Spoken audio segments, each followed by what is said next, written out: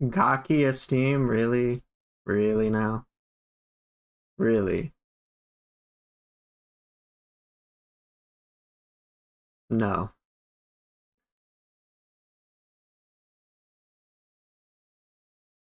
Just no. How are you, Oni Ryu? I hope you're doing good.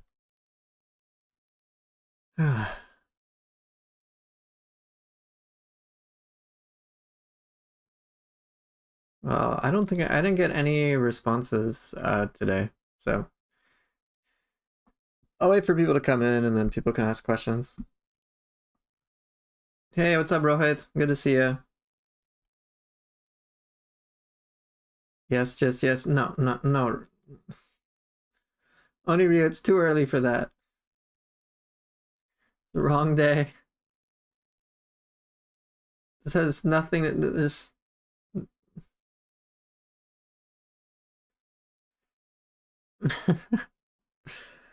Well, yeah, I'll just wait like 2, 3 minutes, people to pop in. But so far, I haven't gotten any questions from anybody. So if you want to ask questions, you want some free help, free coaching, now's the time to ask.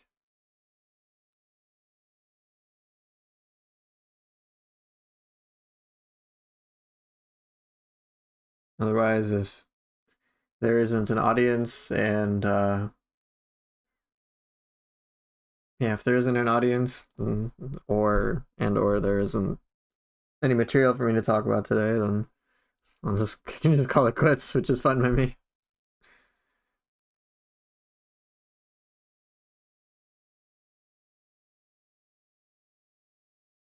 Hey, what's up, chicken burrito? It's good to see you.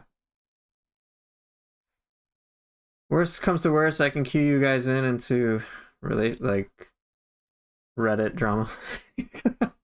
Reddit drama that I've dealt with.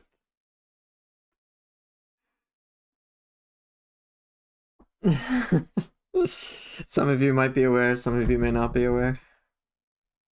But I can make it a decent topic of discussion. But that's provided I have an audience, which it looks like I do. So that's nice. Those of you who are in my Discord are probably already aware of it, but I can kind of go through it.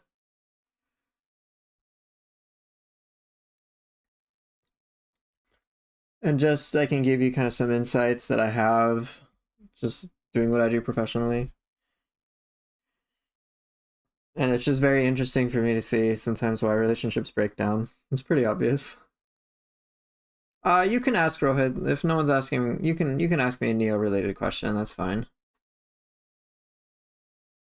If like I would only say no to that if I did have extensive if I had like a lot of questions. I didn't get any questions this week, so you can ask. I just don't want to focus I just won't focus too much on Neo things, but I don't anticipate you're gonna ask a very complicated question. And chances are, maybe I could even relate that to self-esteem, which can be fun.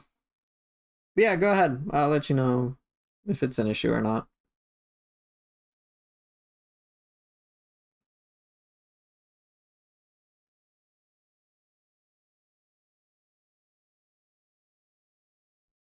And then just as a general heads up for anybody who isn't already aware, you can always just ask. You can always just ask about relationship or self-esteem topics. What about a Wolong question? Well, I can answer it now. Whether it's a good answer, I don't know about that. Yeah, Rohit, I've been a relationship coach, self-esteem relationship coach for some time, for at least 2 years. I think 2 years.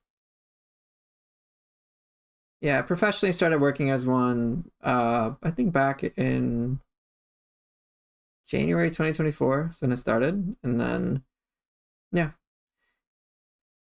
these days I'm doing it a little more, less, a little bit more informally. So I just generally help the public and as in what way I'm willing to. I do have a couple of clients that I work with, and eventually I'm going to be applying to graduate school to get to so that I'm not a coach, but I can become an actual counselor, a therapist with a license. That's really important to me. So Yeah, those are some long-term things I'm going for. I typically, and as per my form states, so, and just to give you just some reference, I've helped client I have helped clients reconcile despite with their partners despite divorce, affairs, etc. Many of my clients also have trouble managing their stress anxiety and require assistance in developing healthier coping skills and behaviors. Some of these clients face mental disorders, including ADD, ADHD, PTSD, generalized anxiety disorder, major depressive disorder, and more. So, yeah, that's been my line of work.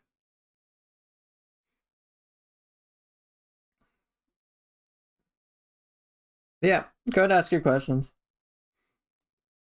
And if you don't have questions, if you're just curious about something, feel free to ask. It doesn't have to be like super serious. Even though the topics themselves can be serious at times, it doesn't have to be like this super painful, dark, brooding sort of discussion. It doesn't usually have to be. See, I'm waiting for that question, man. I'm hungry. Give give it to me.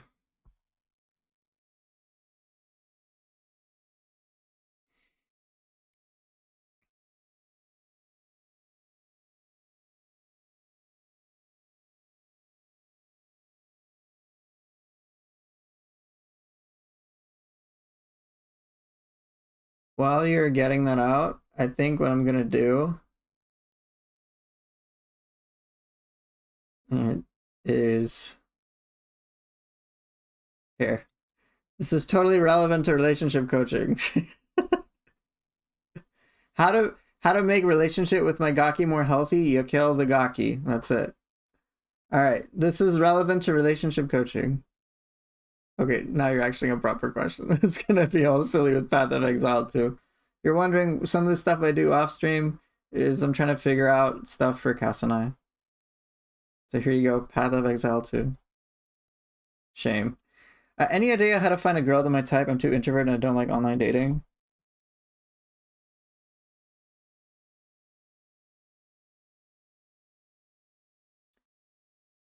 So, what do you mean by being introverted? What's your definition of it? And what is your type? Why does there have to be a like? What is your type? I gotta understand that first.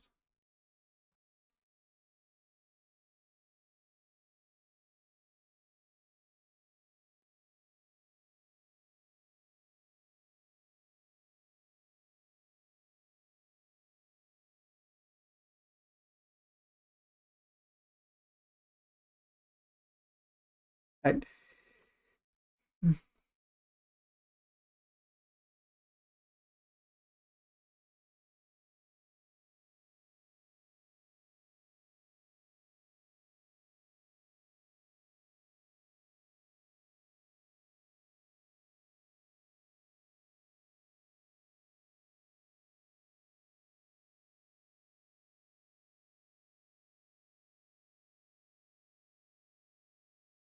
so let me start diagramming this. Might as well.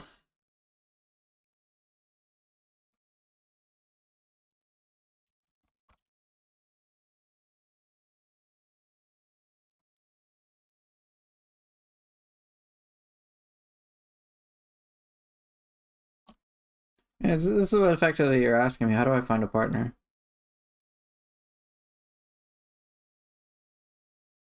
Can I boost that?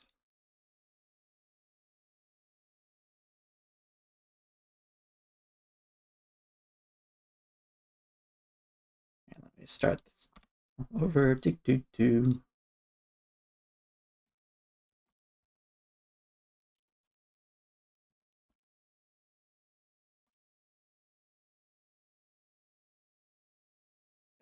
Oniryu, no, like, I appreciate the attempted humor, just not today.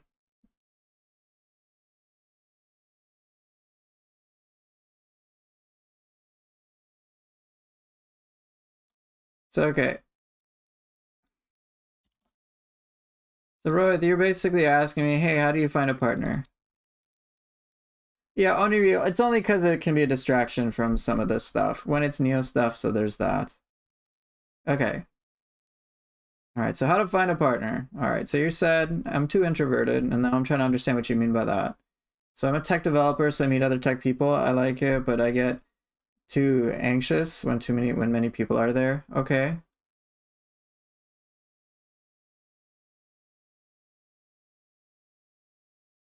So now you've already said, hey, you're dealing with anxiety, and the anxiety is as a result of right. Naturally, if you're getting too anxious, this is kind of hard. That's right. There too many people are there, so I understand that. So one, I guess the question is, well, okay, if there's too many people involved, and there's too many people, naturally you want to be around a small amount of people. I assume that'd be okay, right? So like crowd size can play a big factor in you feeling anxious. So I imagine for you as well, you dislike online dating. You have your own reasons for that, I'm guessing. I mean, obviously, otherwise you would. You have pretty strong reasons, I'm guessing. So what I'm gathering from this is, I mean, you want to be in a comfortable situation.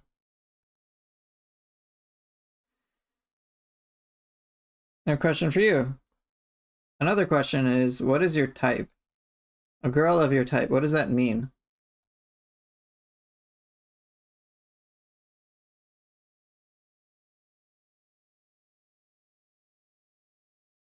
I asked that because so far I'm like, I'm pretty sure there are plenty of women who also dislike online dating and are concerned about crowd size and they want to be in their comfortable spaces, comfortable zones.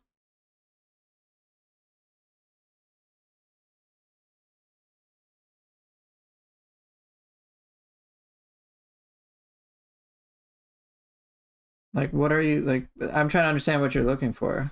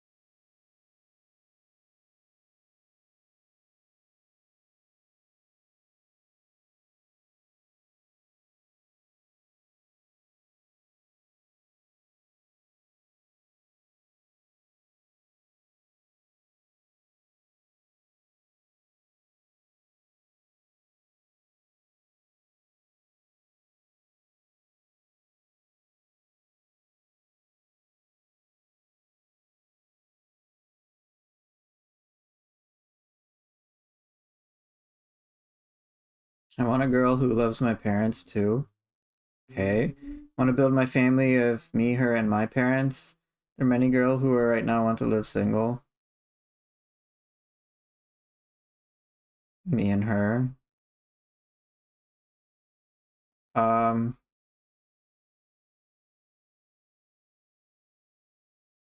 okay.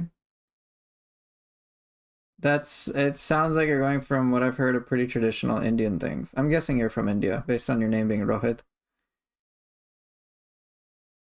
So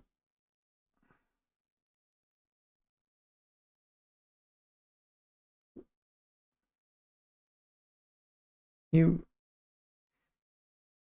you want a woman, you want someone who wants to be fond of your family and live with all of you. Okay. In terms of finding that exactly, I that's very like that's like trying to find a needle in a haystack. So or like trying to find a grain of rice in a whole and a whole like beach of sand. That is painstaking and just and stressful. So generally what I recommend for people is, rather than trying to find someone who meets some them perfect, who is perfect in every way, right? I would encourage, like, and when it gets down to the details, I would encourage them to focus on the big picture, the most important things that really matter to them in their relationship. And you're saying, of course, hey, of course, a big important thing is like, hey, I want a girl who loves my parents too. I want to like all live together, a big happy family, right? I would encourage you to focus on why that's really important to you. What it is it that you want, but more importantly, why? And here's why I say this. Because oftentimes, and I'm going to use this, what we have here as an example. Oftentimes, in my experience, people can just get way too focused on details that, if they really investigate it, don't matter as much as they think they do. I'm not saying your parents and your family and having that vision is unimportant, but there is, what I'm trying to get you towards is to focus on something that is relatable for people and to be flexible about the ways you go about getting it. So for example, let's say, like, and here's what I'm trying to prevent happening to you. Let's say you get with a girl. At some point, she'll probably change her mind about, hey, like, I don't want to live with your family anymore. You know, I love your family, but like, I just want it to be us in our own home with our own kids now. And if you're, let's say, if you're so focused on, no, I'm not saying you're like this, I'm just trying to give an example. But if you're like, no, no, no, I just want it to be, we have to be with my family no matter what, then what starts to happen is you start to create a difference between you two, which people will consider irreconcilable. And then usually people can fight, and it can create a lot of problems. And the problems, frankly, don't need to be there. So but what is easier for people to work together on is if they really understand the deeper parts and what we're looking for. So you have a reason why you want to have a girl love your parents as well and have a family of all of you together, I assume, in one big home. What I want to ask you is why? What's so important about that? What is so meaningful? What does it provide to you?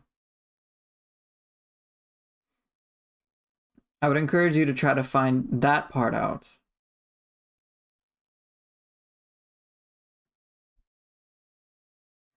Because oftentimes people do have very similar core motivations for things. So, for example, when you were bringing up, hey, I feel I get some anxiety, I don't like online dating, I have all these reasons why, there's crowd size, I don't like this. So, but ultimately you want something comfortable. I think everybody can relate to wanting to feel comfortable. The way we go about feeling comfortable can be very different. And one of the skills that's very important to have in a relationship is to be able to work together with your partner to be able to effectively satisfy both people's needs in a reasonably healthy way. Because as you're saying, you're an introvert, but what if your partner happens to be more extroverted than you? If you're not willing to be flexible, and likewise her, but I'm focusing on you, if you're not willing to be flexible to be like, hey, you know, let's say my girl or my wife, she loves to go to crowds. She loves to go to concerts. Oh, but if I'm scared of crowd size, or if I just don't want to go outside anyway because I'm just get scared, then what can happen is you miss out on something that your partner might really like. And if you get really jammed to your own preferences and you're inflexible about them, let's say your partner wants you to participate and you're effectively telling her no a bunch of times, it can lead to problems that just do not need to be there. I speak from personal experience. I'm very guilty of this. So, for example, like I relate to the whole wanting to be introvert thing, just stay indoors, do like, and it's pretty comfortable. Cass, on the other hand, was very much the opposite. She loved going out. Like she liked staying in from time to time, but she really enjoyed going out. I didn't, so we like didn't go out, and it kind of killed her to like not be able to do something she enjoyed with me, and it caused a lot of tension that just did not need to be there. So what I like these days, I'm like very easy about it. To me, rather than focusing on, oh, this activity needs to be the perfect thing that I absolutely perfectly enjoy, I don't really focus on that. I'm just like, well, I get to have fun with Cass. The answer is yes. I'm going to say yes to Cass. What it is exactly, I don't know, but I'll just say yes. It's kind of like it's a new joke of mine. Cass will ask me, "Do you want to do this with me?" And I don't even know what it is. I'm like, "Yes. Yes, I'll do it with you.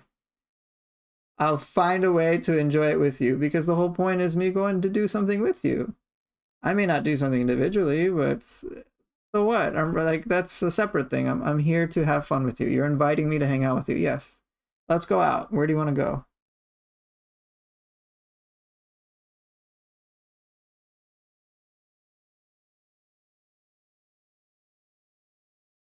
So I've learned to be flexible. It's not like, nope, I will never go out because I don't like it. I'm like, might as well get to know Cass's interests more. I am interested in her after all. So that flexibility, I think, is a very, very important skill to have. Incredibly valuable in relationships, especially long-term ones. I think at some level people know this, that people have to adapt and change and grow.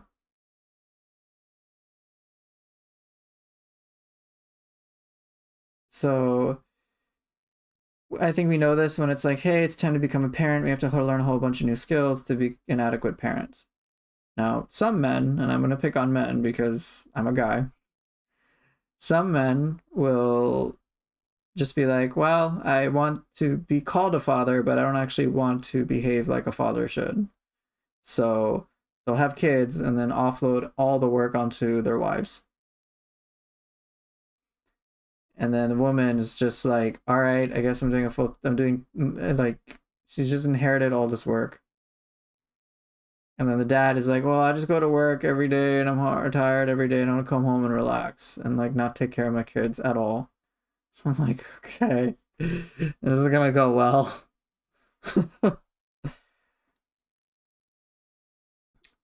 So, okay. So, Chicken Burrito, you're adding the comments of, if I want to live with my girl, I would probably move out from my mom's house. Not necessarily far away, but the distance is needed.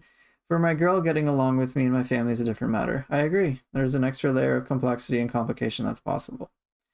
So, Rohit, you're saying my mom's stress level increases when she's alone. She's too much overthink. My dad is not there for emotional support. Only I do emotional support. So I want to stay with her. I love her a lot. Oh geez. Okay, this got a lot more complicated.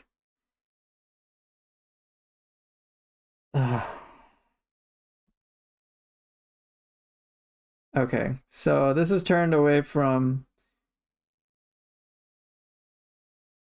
Okay, so you want to be there for your parents. That's a big request for here's some things I could imagine a woman would be concerned about. Hey, am I gonna have to take care of his parents?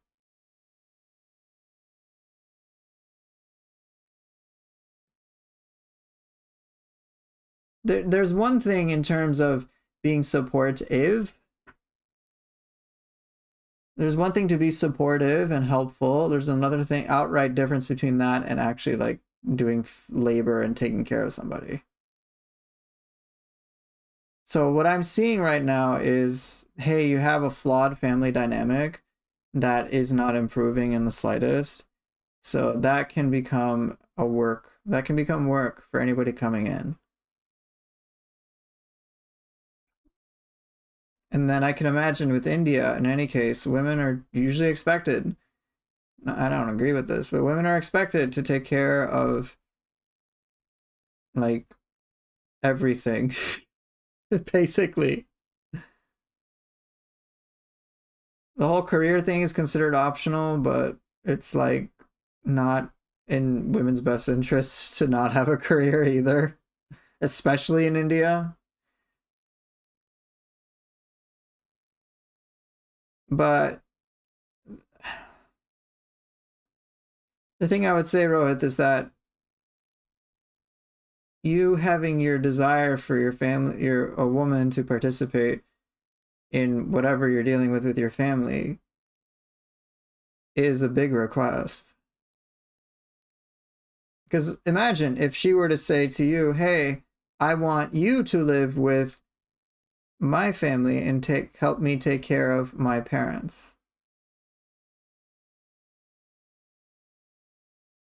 I imagine you'd feel it'd be a pretty big request.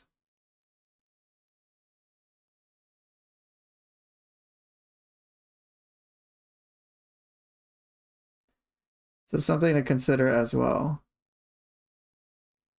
When we're asking somebody to be our partners, bear in mind, like, it's a big request. There's a lot of trust involved. There's a lot that's on the line for people. And right now, based on what you're saying, hey, my mom is stressed when she's alone. She overthinks a lot. And then your dad isn't there for emotional support. Only you do it. I'm like, wait a minute. Hold up. Your dad, you're doing your dad's job. It's your father's job to be emotionally supportive to his wife. Okay, so great. I'm glad to hear that, Rohit. So that you do the same. So right now, I think before, to be very honest, I'm just gonna be very honest with you. Before the whole,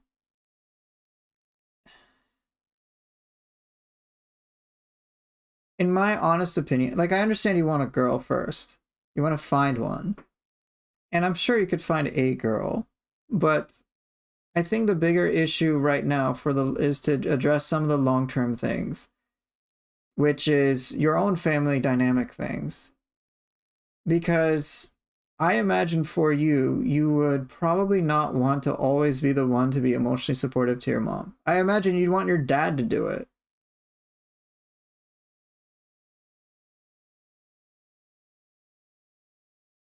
Like, imagine if you want to go on, let's say for example, you get married, you want to go on a honeymoon with your wife, right? Imagine you get a call from your parents, your mom, like, oh, I'm so stressed, I'm alone. And then your dad's like, you need to be back here. I can't do it. Your mom is too difficult or something. I'm sure on some level you'd be like, okay, I'm on my honeymoon? Can I, like, I just got married? Can I go enjoy that? I don't know, dad, figure it out. I imagine you'd like to do that, but maybe there'd be a part of you that'd feel guilty for doing that and then, like, go back home. Like, oh, I gotta take care of my mom. She's really stressed.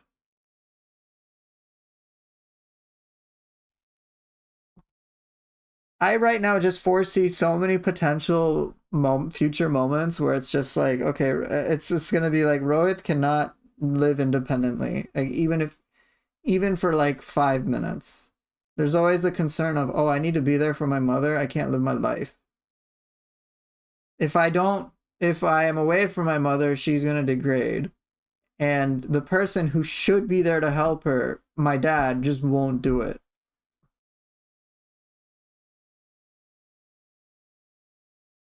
It'd be different if your mom was completely dependent upon you and, like, you had to take care of her. I mean, it'd be a different arrangement. But when I'm reading, when I read that, hey, your dad is not there for her, I'm like, yo, your dad needs to step the fuck up. It should not be a parent, it should not be a child's job to provide emotional support to their parent. That's what the parents do for each other.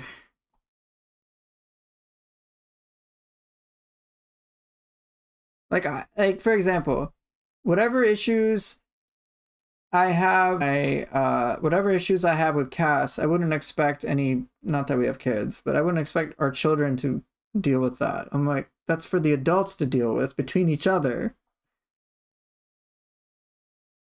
not a child. Unfortunately, people don't get that wisdom sometimes, or that super common sense thing, but whatever.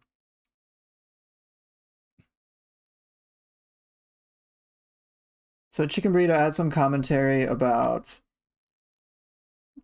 I saw many cases that a girl can get to drown with the boy's family. Yep.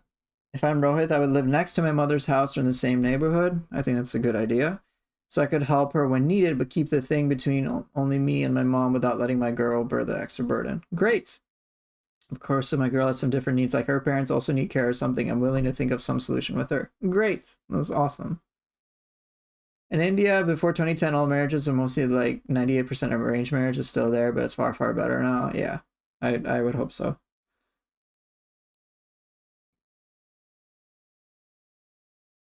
Right now, Rohit, like I understand you want to take care of and be supportive to your mom. I think that's great. Obviously, you want to do you want to fulfill what you feel like should be fulfilled as a son to his mother.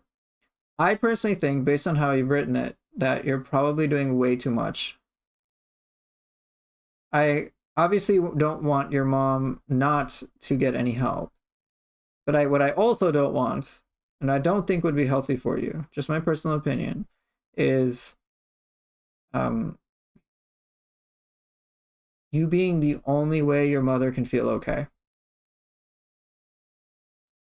Especially when your father should be there for her for emotional support.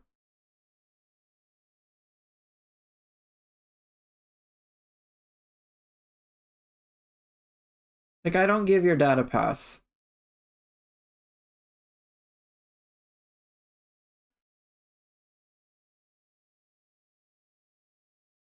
I think that family dynamic that you have right now, just from what you've written, in my experience, can lead to major problems. And I think that will completely bleed into any relationship you have.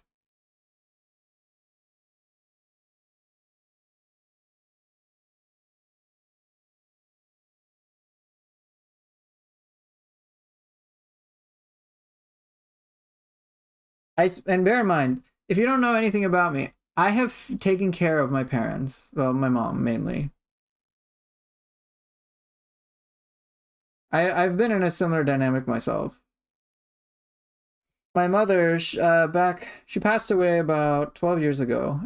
But growing up, I had to take care of her physically for the most part. Some emotional support as best as I could as a teenager anyway.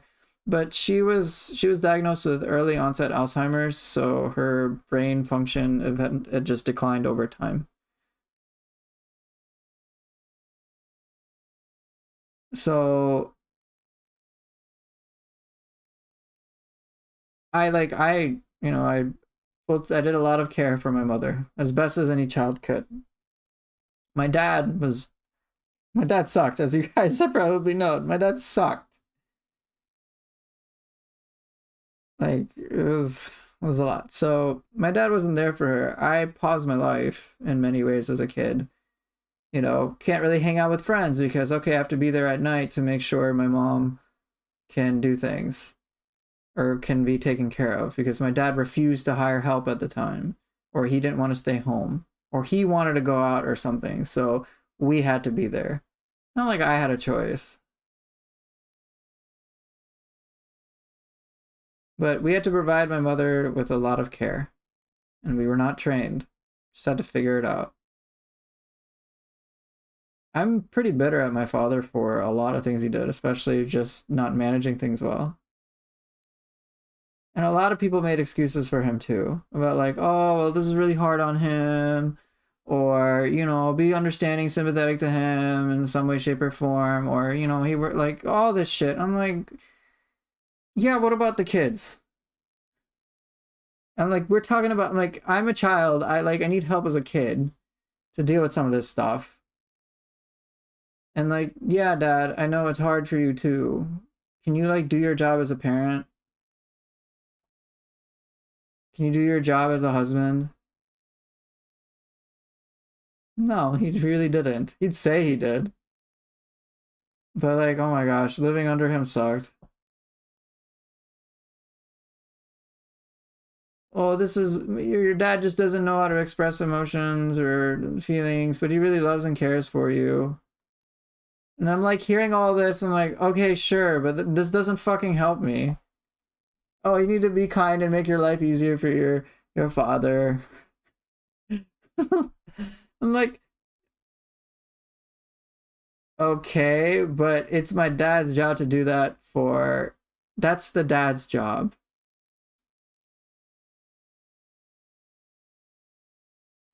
So the thing is, don't make excuses for your dad, is all I'm encouraging for you to do. I was fine, like I was fine taking care of my mother, but being expected to do so and having the buck stop with me as a child is so fucked up.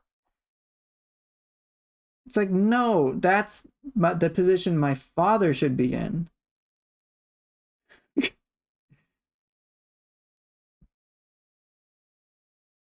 Like,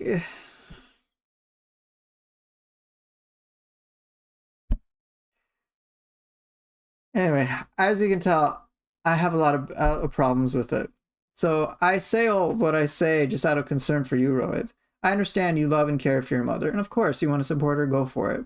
I just wouldn't, when it comes to a relationship, what I'm worried about for you is that there will be moments where it is healthy and appropriate for you to be independent, but you'll feel too guilty to do so. Because if you are not there for your mother, who else will be?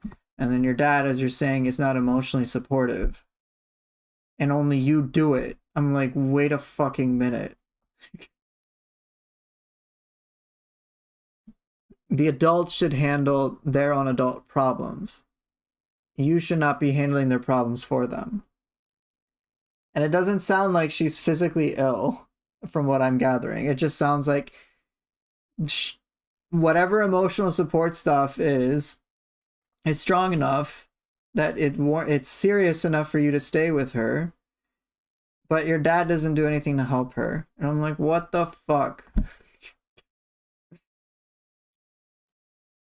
So I just wouldn't want whatever family dynamic issues there are to come in the way to jeopardize you and your life and your own personal desires as well.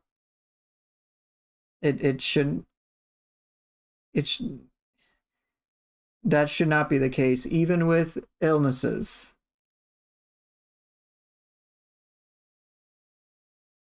It's not your job to be the parent for your parents. It's the parents' jobs to parent the child. So I just want to put that out there, just out of concern. What hour is it over here? It's 10 in the morning, roughly.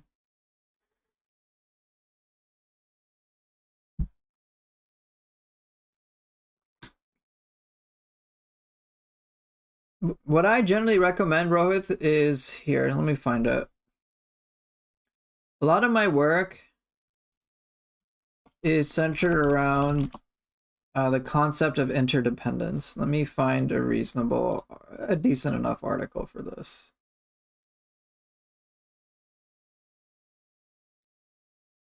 Oops, that didn't work. Okay.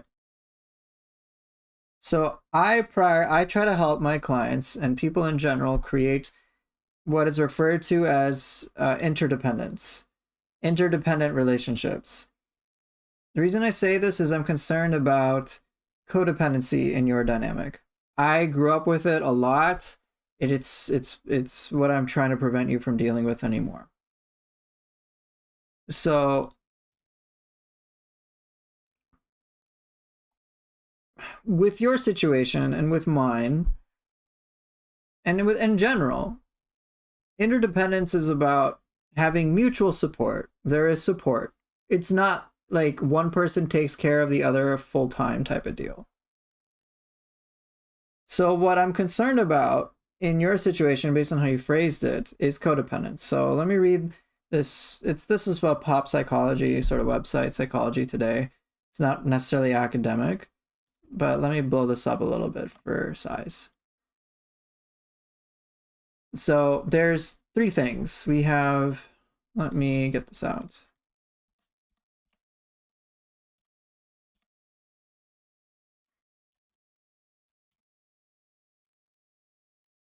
I think this will be good to talk about actually today.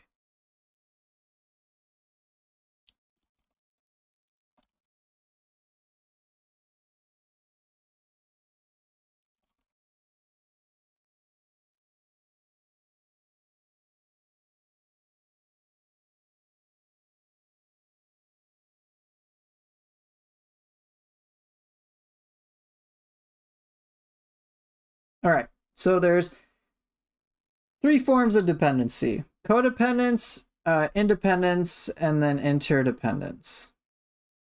All right, I don't know if any of you have ever heard these terms, but I'll talk about that right now. Actually, I might as well. Let's get a nice, decent enough flowchart going.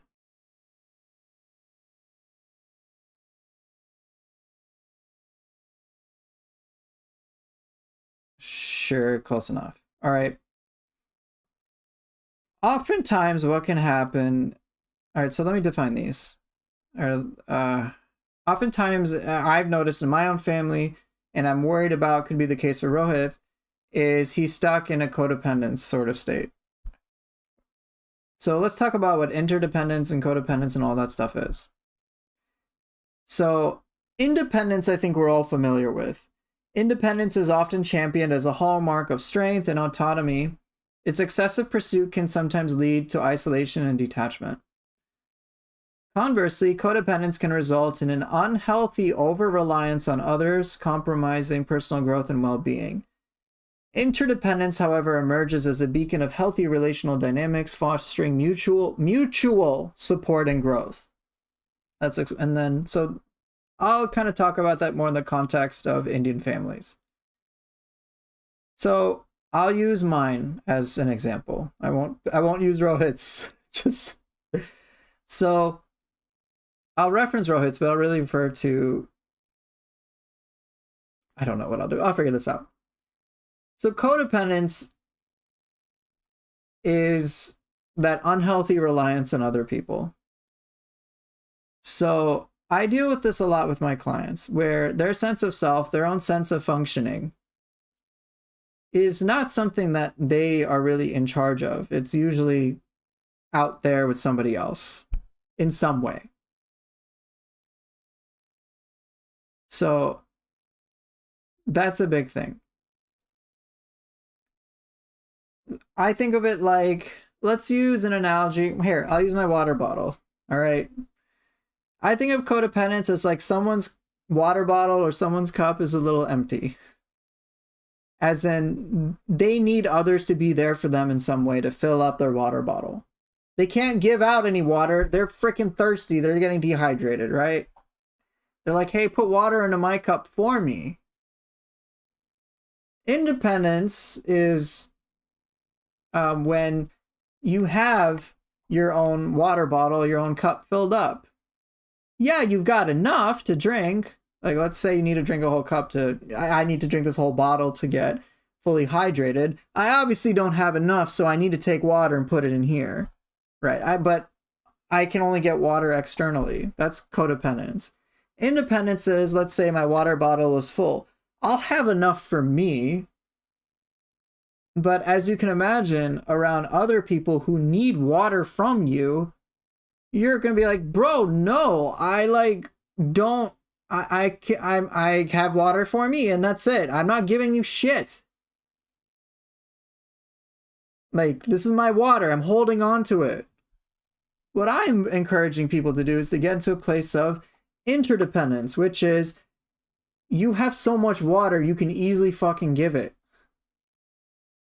to anybody, which is the position I try to find myself in, which is like, I'm good. I got more than enough water. Here you go. Take it. Like, I don't need it. I'm good to I can't live without you, but not in a romantic way, right? It's like when we think of people who are codependent, we think of people who are like needy, or like this is like their sense of self is external. It's not an internal thing. In India particularly, what I see is usually one of these two, frequently at least discussed: independence or codependence. And that kind of happened with my own family. Oh my god, everyone's like a really messed up family unit there, and like no one seems mature, and they're all like fighting all the time, and there's this sense of control and whatever, and it just like doesn't feel right. But then you also have, and like then you also have people, and I think Indians sometimes can stereotype those in America as like, oh, they're all obsessed about the self and selfish and just only for themselves. I try to cut that out. Cut like both of these, like independence is better than codependence for the individual, but interdependence is ideal in my opinion. So for Rohit's family, mother is stressing out. Rohit feels compelled to be there for her. He obviously doesn't want to abandon his mom. It's his mom. Of course, he loves her a lot. He wants to be supportive to her, wishes the best for her. But he can't be independent. Not really. If he wants to go do something else, he's gonna, in the back of his mind, have to worry, oh shit, what about my mom? Oh, I'm on a honeymoon with my wife. Okay, but I gotta make sure my mom's okay first, 100%. And emotionally, by the way, it doesn't sound like anything physical, which would make things a little different. But even then, like I'm pretty like it's a different story at that point with a lot of different variables. But his dad isn't doing his fucking job of being emotionally supportive to his own wife. Like, come the fuck on. So instead, it falls upon Rohit to do that.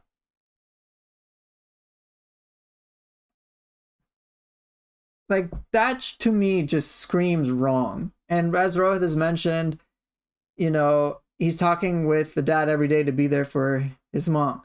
The fact that Rohit has to do that is deeply unfortunate. And he's like, hopefully it'll improve in a few years.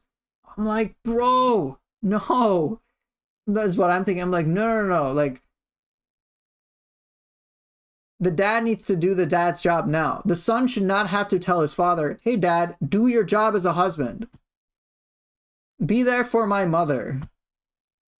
Like, it's not in Rohit's... That is not appropriate for a child to do that for a parent.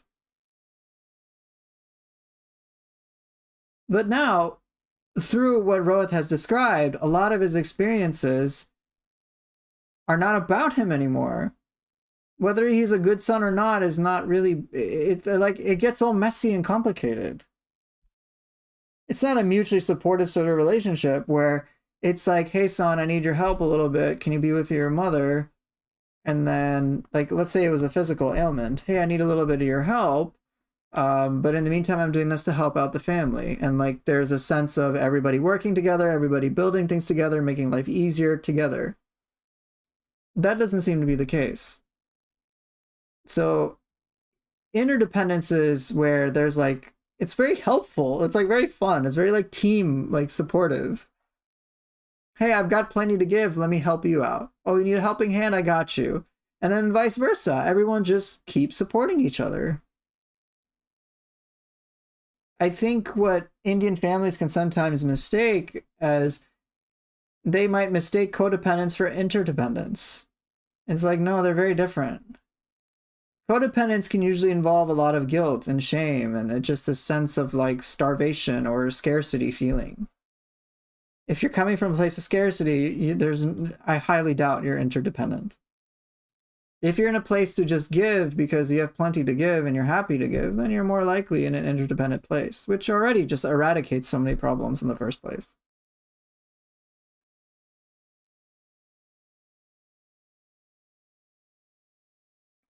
So can there be an arrange? So it's not about the fact that Rohit has, say, a mother who needs support. Everybody everybody needs support.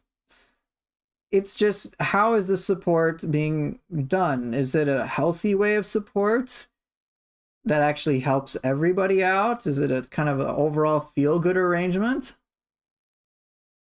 Or is it like mired with a lot of guilt and pressure and just like loss of sense of self?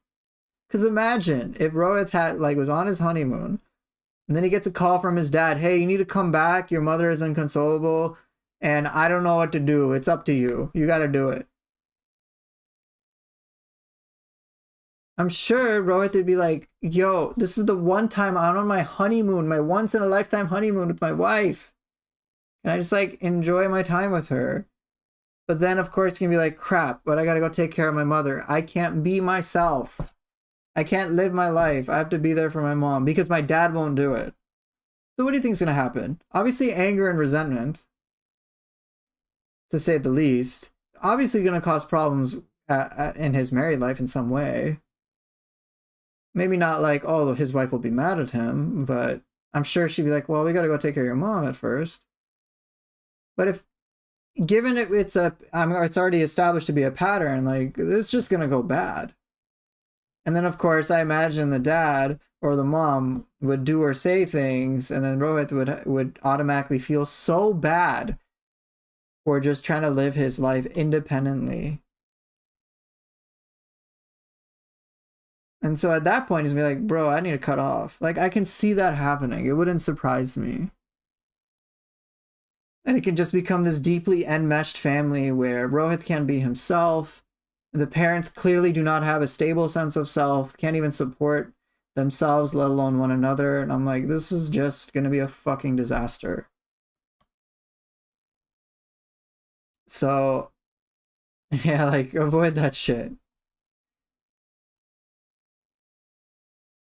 But anyway, bit of a rant there. So, Banan, you're saying I'm in a bit of similar situation, similar position, Rohit. My family dynamic is not harmonious, and there are a lot of arguing, but at the end, it's all water under the bridge. Even though I'm in my 20s, my parents control my spending. What the fuck? And you still have a bedtime? Yeah, that does not sound healthy at all. I want a partner, but I don't feel motivated to put myself out there to find a partner, and that's fair. Just build, like, I would honestly say if your parents are like treating you as if you're 5 fucking years old, then it's like,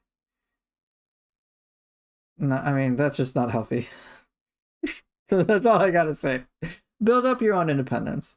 In general, when I recommend for people to, in general, when people will have more relationship success if they're coming from an interdependent place where they can be there and kind of like this overflowing cup sort of state where you have plenty to give, where you're less thinking about what can my partner do for me and more what can I do for my partner. And when your partner is also feeling the same way about you, when it's not about a give and take, it's just both the partners are giving as much as possible.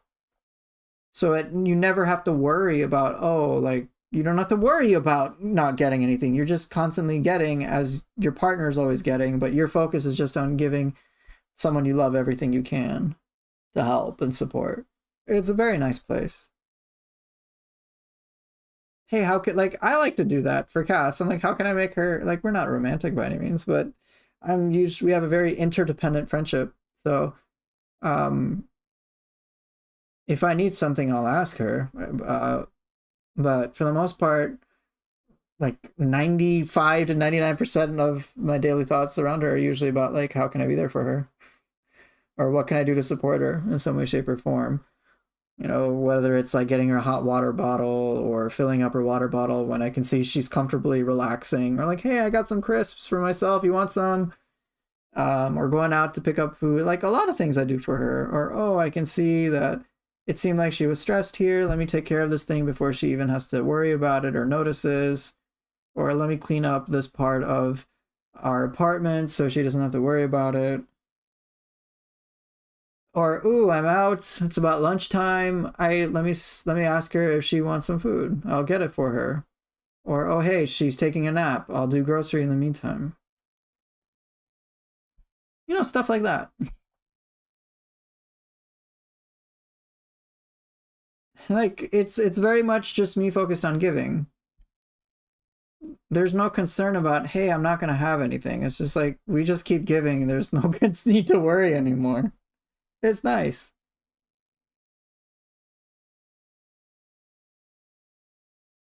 Beta, when are you gonna get married? You're almost 30. The answer to that is whenever I fucking want to. None of your damn business. But then, of course, the Indian family can just be like so intense and like, you have to get married. Oh my God. Oh no. The son, he hasn't gotten married yet. Her life gonna be over. Oh my God. And it's like, mom and dad, back off. No, we're more worried about it than you. Why aren't you taking it seriously? Ah! And of course, what will happen is then the kids are like, okay, we either one, they get guilt tripped into getting an arranged marriage, or second, like they just distance themselves, or there becomes a fight, because at that point, it's a personal decision whether to get married. It's a choice. But sometimes in Indian cultures, because Indian families, they can be very codependent and enmeshed. So they're like, it's like, I've heard this from my father, like a true story, actually. When I was, so around sometime after my 21st birthday, I got pulled over for speeding 50 miles an hour over the limit. I was going top speed in my little Toyota Corolla, like from 1995. So I think the police officer clocked me at 107 miles an hour in like a 60 or 65 or something. And I'm like, actually, I was going 113, but I'm not going to tell him that. So I got pulled over, and it was serious because I got charged with a misdemeanor. And I think it was a Class A misdemeanor. So the threat of that could be like 1 year of jail time. So I was scared shitless, all right? And I was like, oh, I got a court date. I have to go. And my father hires an attorney for me, which was nice, of course. But oh man, dealing with him made it so like awful. I legit remember him saying that like he was more concerned, he was like more stressed about it than I was. There are many times he's like, yeah, I know you're dealing with a pain, but I'm dealing with an even greater pain because you're insert blah, blah, blah, blah. And I'm like, and my self-esteem is pretty fucked up back then for a variety of reasons. My dad, a big part of it. And oh my God, to tell you just how much extra stress he had into my plate was crazy. If I were to compare the stress level of of the threat of going to jail and dealing with the court system and that entire process compared to my father, I would rather have dealt with all the court stress. Because ultimately what happened like at that court date is, with the help of my attorney, the judge was like, he just like read my charges, he briefly looked up, and he just like autopiloted like, okay, court supervision, basically don't do this again for like 3 to 6 months, and then we'll expunge it off your record. Other than that, nothing. You don't gotta do anything. And I remember being there thinking like, that's it? I just don't break the law and I'll be fine. I'm like, oh, that was easy. Okay. Yeah, it was basically like, just put me in jail, Your Honor. But I like was terrified. I stood up and, I had my suit on and everything. And the judge, for him, is like, this is not a big fucking deal. And I'm like, and I was just talking to my brother at the time, and it was like, yeah, it makes sense why the judge ruled the way that he did. It's like a first time offense. You're like 21 years old. In terms of actual risk, it's pretty low. Just don't do that. They're going to see if you'll do it again. And then if you're a higher risk, then they'll escalate. But this isn't something that serious. It's a serious thing, but not like super serious compared to what people go to court for in terms of like criminal law. But my dad treated it like the most extreme thing and made it all about him. like the amount of times he's like, "Oh, son, I know you're in pain, but I'm dealing with a greater pain." Like I've heard that so many times.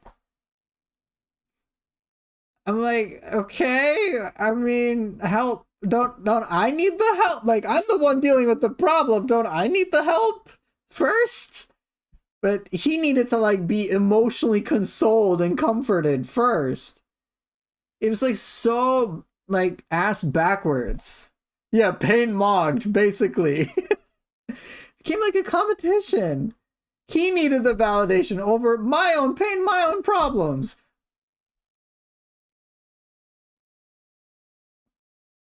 It wasn't like, yeah, I'm suffering too, son, and like, and I want, and because of that, I feel pain and I want to help you. It was like, no, it's about me and my pain. I'm like, what the fuck? His behavior is very codependent. When what I needed was someone to be more interdependent. Oh, my son needs help. My son is in pain. Yeah, this really hurts me. This really affects me. And I want to be there for my son and help him in the way he needs to be helped. Like, super fucking simple.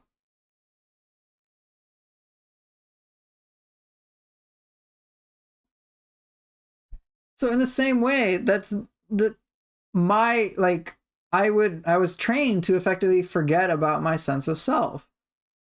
And my sense of self and whatever I felt, the way I reacted was put external to him. In the same way, as disillusionists talk about it, mom getting green eyes over other families' kids getting married. Right. It's her problem that she's displacing onto you. You're like, well, I don't really care about getting married.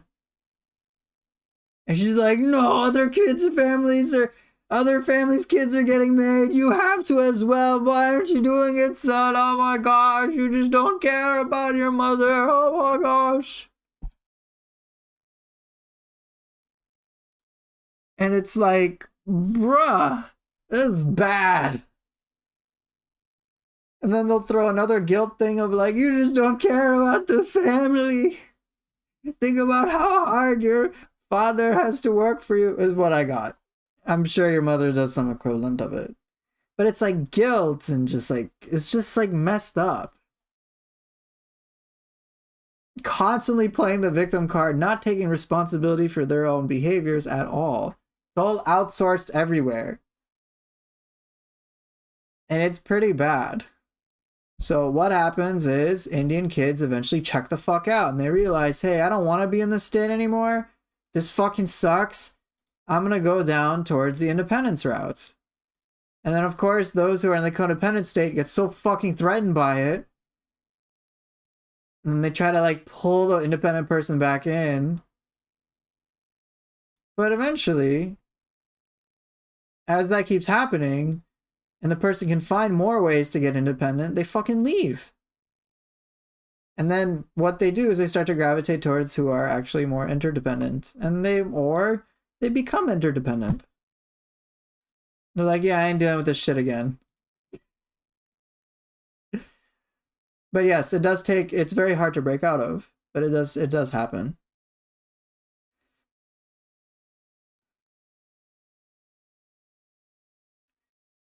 My dad kind of did it too, but instead of asking for validation, he just wanted to make me shut up and learn to deal with it myself. Yeah, he couldn't handle it.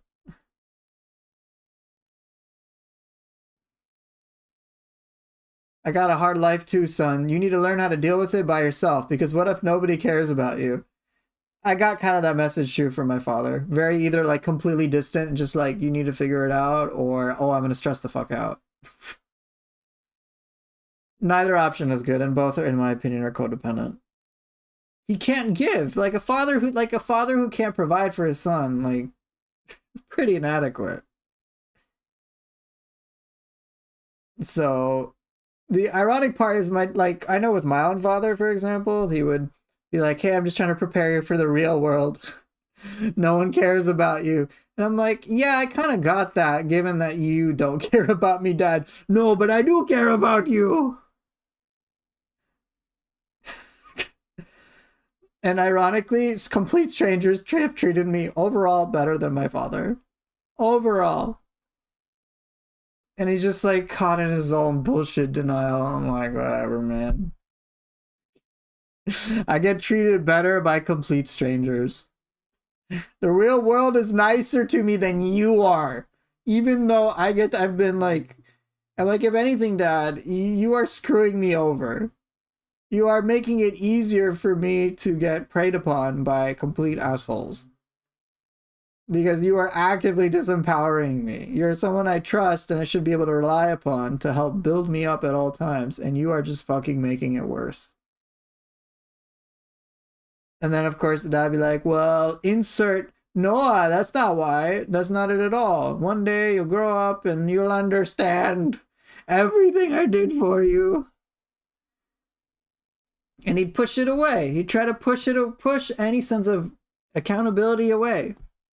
That is another form of him just trying to seek validation. It is another form of validation seeking. It is another form of codependence. Let me invalidate you so I feel valid. You know what sucks? It's not even the dad's fault. He's been conditioned to think like that because society has made him to think that. We can pass the buck all the way back as much as we want.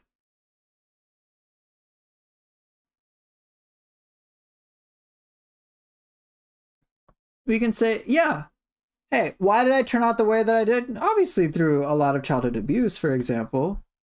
But none of that excuses that explains why I am the way that I am, but it doesn't excuse the way of what I do in going forward.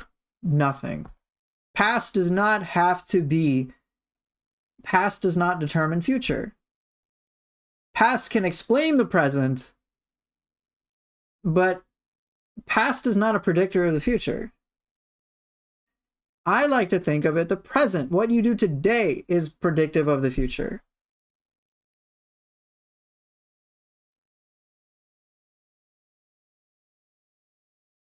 It's not like, oh, we turned out one way because of society, we're always going to be that way. No.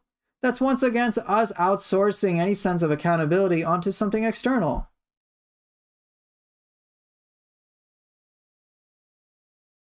It's regardless of, hey, I am this way because this is what happened to me, is okay, I get it. It's who you might be right now. But the choice you can make is, do you want to go in the direction, do you want to stick with that, or do you want to change? That's a choice. You might have, it's like, hey, I got 1,000 bad habits. I got 1,000 bad habits because it's what I've learned over my life. Well, do you want to get good habits or not? Yeah? Okay, then try to make one good habit. Do you want to go from 1,000 bad habits to at least one good habit and 999? I mean, that's a choice. Do you want to change your habits or not? That's up to the individual. Now, obviously, going from 1,000 bad habits to 1,000 good habits is going to take a lot of time. But as long as someone is working on it, people are very patient.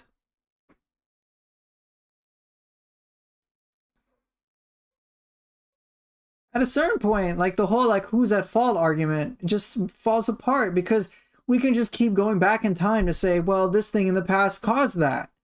Sure. The reason that my father is the way that he is because life germinated 3 billion years ago or whatever on Earth, or the Big Bang or some shit. Because of that happened, that's why the way we are today. Okay, fucking great. What do we do with that? Like, it's just, you got a choice to make. Go in the direction that is better or stay in the same shit. If you're going to make a choice, however subconscious it might be, to when you're presented with new information, to make the same choices, then it's all on you. At least my takeaway is I need to be more independent than I am right now, since I go ask my parents for help a lot. Yeah, you've learned, hey, don't trust your parents. You'll figure it out on your own. Well, he's gone now, so I need to grow up whether I like it or not. In some way, yes. Naturally, you have certain things which weren't helpful to you. So I wish life was fair sometimes and everyone got what they deserved, but we don't. But what we can do, regardless of how unfair life can be, is to make the best choices that we can. And what I try to do, since I definitely grew up in unfair circumstances and I put Cass through unfair circumstances, is like, this is exactly why I want to make circumstances better and more fair. Things are unfair. I am not comfortable with that. I want things to be fair.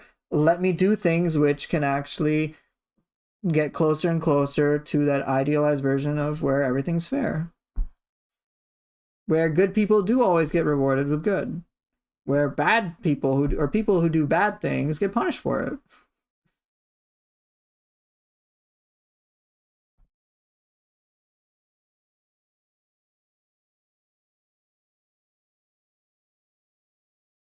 So that's all there's to it. So yeah, so disillusion, which is very true, and yet the past is clinged on for reference sakes. Yeah, if people are going to cling on to the past, that's a choice. It can be hard to let go, but you can at least, like, it's not about like making, for me, I evaluate people less on like, hey, they've completely let go of every possible baggage they have from the past. Like, it's gonna happen. Like, it's gonna come up. You've grown up in a certain way for a while. I'm more focused on what is the present choice that you are making, and will it lead to a better future? If yes, I'm like, okay, great, I'll help. It's not complicated.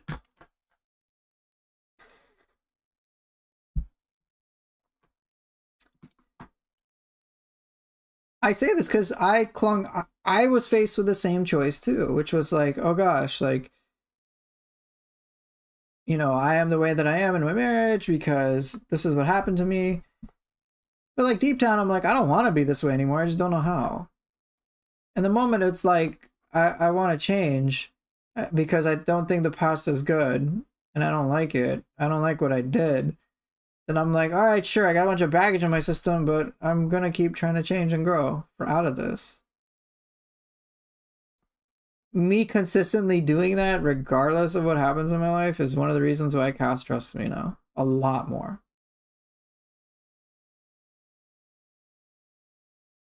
Hey, what's up, Deathland? Yeah, it's been a while. You think recognizing red flags and behavioral changes comes with an asterisk that we need to be self-conscious about it? Could you, what do you mean? I'm a little confused. My takeaway from that question is, are we referring to ourselves?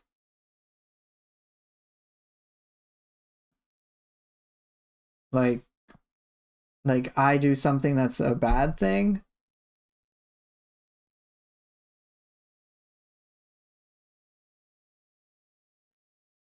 I think it's good to practice self-awareness as much as possible, yeah. Oftentimes I think people, I think one element, one little bit of compassion I can give to people who act out a lot is sometimes they're just operating on autopilot.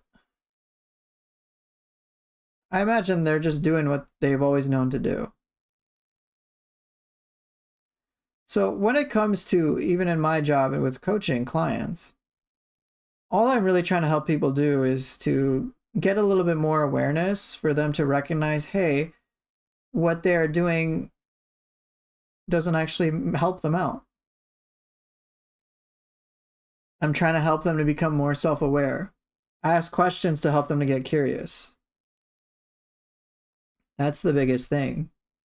So yeah, I would encourage people to practice more awareness, to pay more attention to details, to be more curious, to be more understanding, place effort in that direction.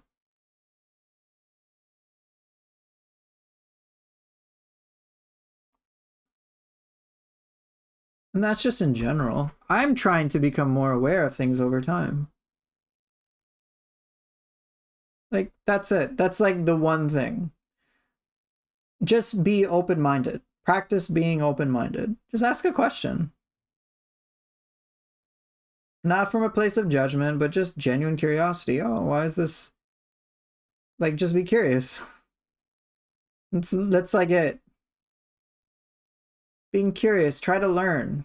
Try to, like, learning. In education, or sorry, in India, I imagine education is considered highly valuable. It's the same principle. Get that education about yourself. Get that education about others. That's all. You know that like annoying 7-year-old who can be like, or those kids who can be, we can say they're annoying because they just ask why every 5 seconds. Do a little bit of that. Oh, why does someone do this? Huh, I wonder why they do that. Well, okay, does that make sense to me? Would I try that? Would I do that? You know, just empathy as well. Be curious, be understanding. It's not complicated. In relationships, though, that's blocked. It's like, nope, not even going to try to be understanding, because not even going to be curious, not going to even try to learn, because the focus is just on like, hey, I have desperate needs that need to be fulfilled, and I need them at all costs. Even no matter what. Doesn't matter what the other person's thinking. There's no healthy sense of self involved. It's just all messy. So that's a big thing. A lot of the work that I do in general is about helping my clients go from codependence to an interdependent state, and to just keep being in a space to always give to their partners, to create a very, very healthy relationship where there isn't stress and it just gets better, where it feels like you and your partner have each other's backs and can lift each other up, and you can share lots of good things. And it's just, you know, I was using the water bottle analogy, where it's both you and your partner are in a state where you have so much water to give. You have too much water for yourself, you just give all the excess. Like the giver is the nurturer type of thing.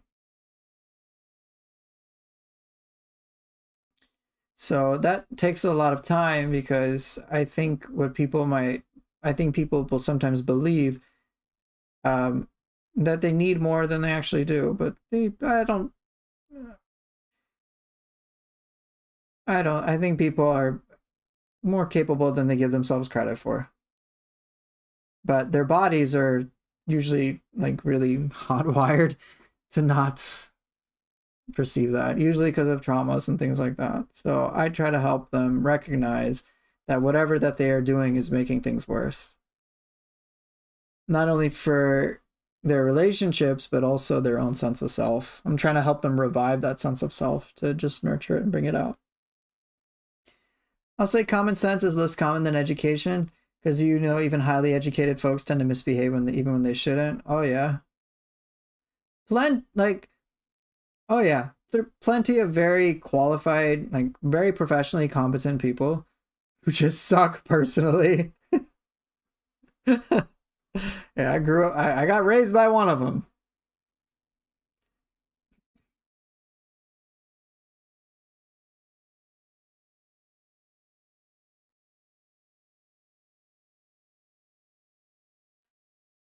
I know a store that got super good Indian curry and naan, but what's funny is my dad exposed the boss that he's actually from Pakistan, judged from interior decoration. Wow! That is some intense attention to detail. That's cool.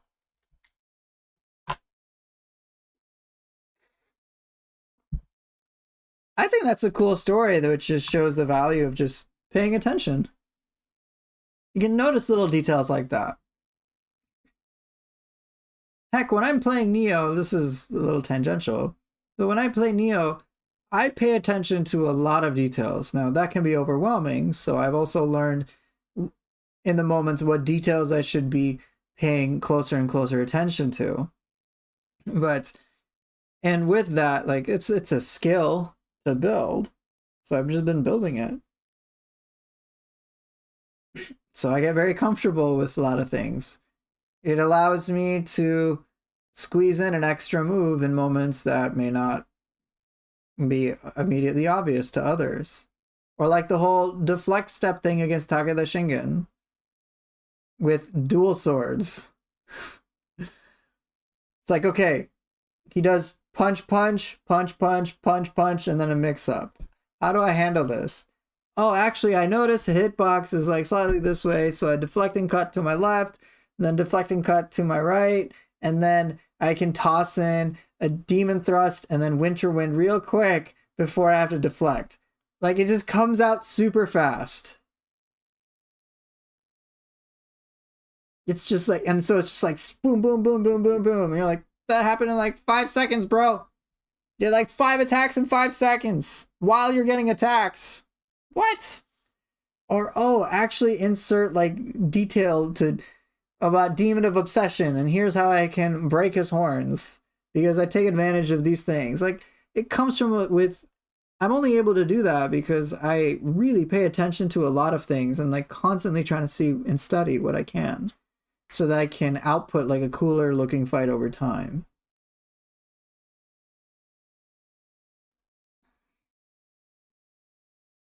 I think having the patience to ask questions to the self and pay more attention to details are very needed traits in the modern world. Exactly. And the thing is, aside from it being beneficial in like happy relationships, it's also just beneficial from a place of just self-preservation. Because think about, like, we all know that there are people who are very malicious out there who will take advantage of us. And I imagine that our family members who can sometimes be toxic to us have dealt with a lot of that. Now, their way of self-preserving, self-protecting was what they knew best at the time, which was to just kind of, rather than get hurt by anybody or experience that hurt, their immediate option was, hey, I don't want to be hurt by anybody, so let me assume everything about this. Right. But it overfires. And unfortunately, in the case with parents to children, it overfires in a very unhealthy way.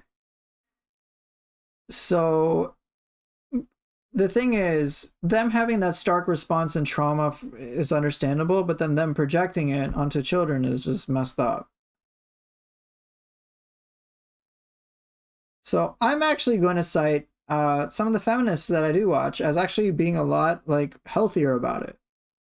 If you pay attention to any feminist channel where they're, let's say, like doing what some people will call like man hating or whatever, you can pay attention to how they can understand what to be worried about, what to be afraid of.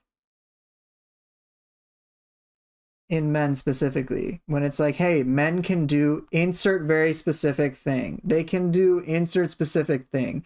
Here's how you can tell very, very quickly. These are the behaviors to look out for. These are like the things. These are the things to question. There's a lot of like adaptive learning there that's involved. And so it's like, oh, like when I've taken the time to go through some of the things that they reference, I'm like, yeah, I've seen this shit. I've experienced it. I'm like, holy crap, they really broke it down. A lot of that is just through analysis. A lot of that is, it's not just like wanton emotions just like expressed in this crazy like way. It's very much like, no, they've studied this shit. They really studied it. And I'm like, whoa, I'm not aware of this, but yeah, a lot of these guys that like I do not like, but I can't put a finger on why, I'm like, they just did. And then like I see it more often. I'm like, yeah, these are the types of people I actually want to stay away from. Now I know, hey, if a person in general does these types of behaviors, it usually leads to this. And like I'll test it out and I'm curious. I'm like, yeah, this actually does work. But again, the principle of just being curious and trying to open our minds not only has helped me in good parts of my life, but has also prevented a lot of bad ones. If I have, like, if someone is being an asshole to me and I'm not questioning and let's say, like, I can get swindled by somebody, right? Like, someone could manipulate me. But if I'm not curious enough to ask questions, you know, I just, like, la land and, like, get taken advantage of. Or, like, people who are scam artists. They scam people who are very trusting. Overly trusting. Those are more vulnerable.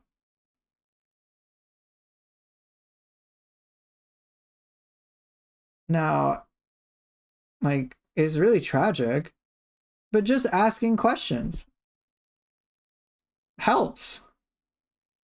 Hey, should I give, like, even to be a little silly, hey, should I give some random stranger my credit card information? I don't know. Probably not a good thing. But just that inquisitiveness, that curiosity is just valuable, in my opinion, in every part of life. It doesn't hurt.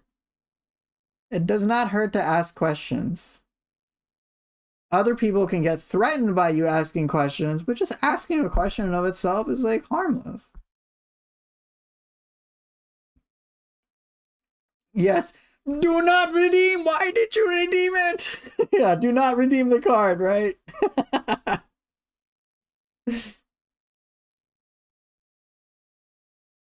Many people just drink the Kool-Aid. Oh, and Disillusion, thanks, of course, and hope you enjoy the VOD. Many people just drink the Kool-Aid, learned this phrase recently. Am I using it right? Yeah. It's just right. Whether it's a political stance, existential stuff, right? Just taking something as it is and not trying to understand it at all. Like, I recommend people question stuff. They ask questions and just try to learn.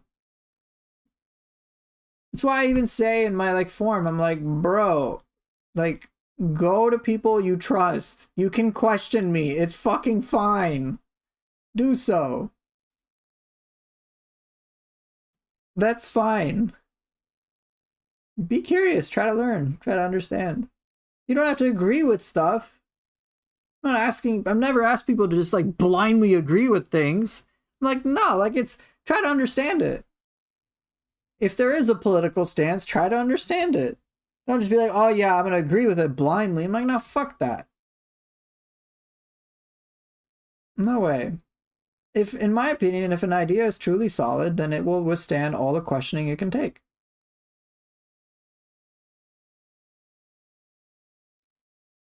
I'm talking about by the way, I'm talking about an idea. I'm not talking about an individual. Individuals can break under questioning, so that's a different thing. Like, I'm sure you've heard of police officers just interrogating somebody for like 10 plus hours, someone who's actually innocent, and then they like insert certain things to break them down, and then like the person breaks down and just like has a false confession.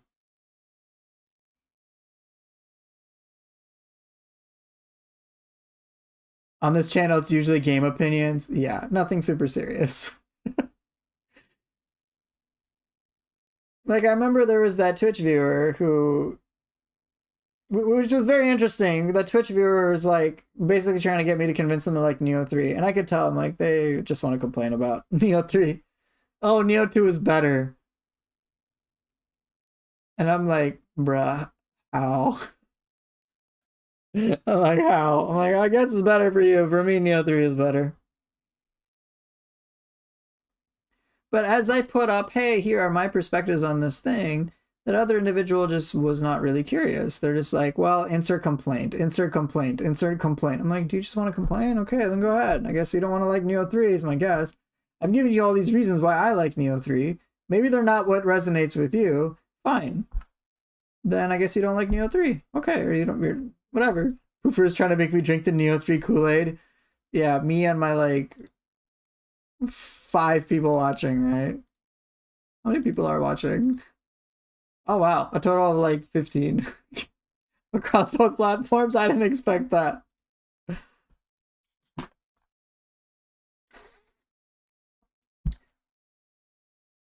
Now to bring this back to the whole like interdependence and codependent stuff, a codependent person on average cannot handle being questioned about any like just about anything that they do. Their instinct will be to defend.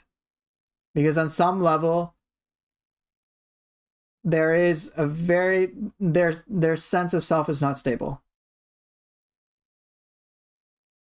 So I'll give you an example. I was trying to help some guy on Reddit yesterday who's going through divorce. And I just like do this for free. Like it's my practice. It can be it's like me practicing to eventually become a therapist, right? So doing whatever I can before I get formal training. And so his to give a story. Actually, let me get it out. It might be more fun if I can bring it up.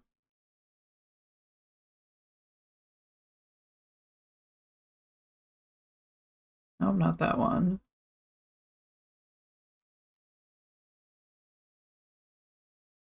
Okay.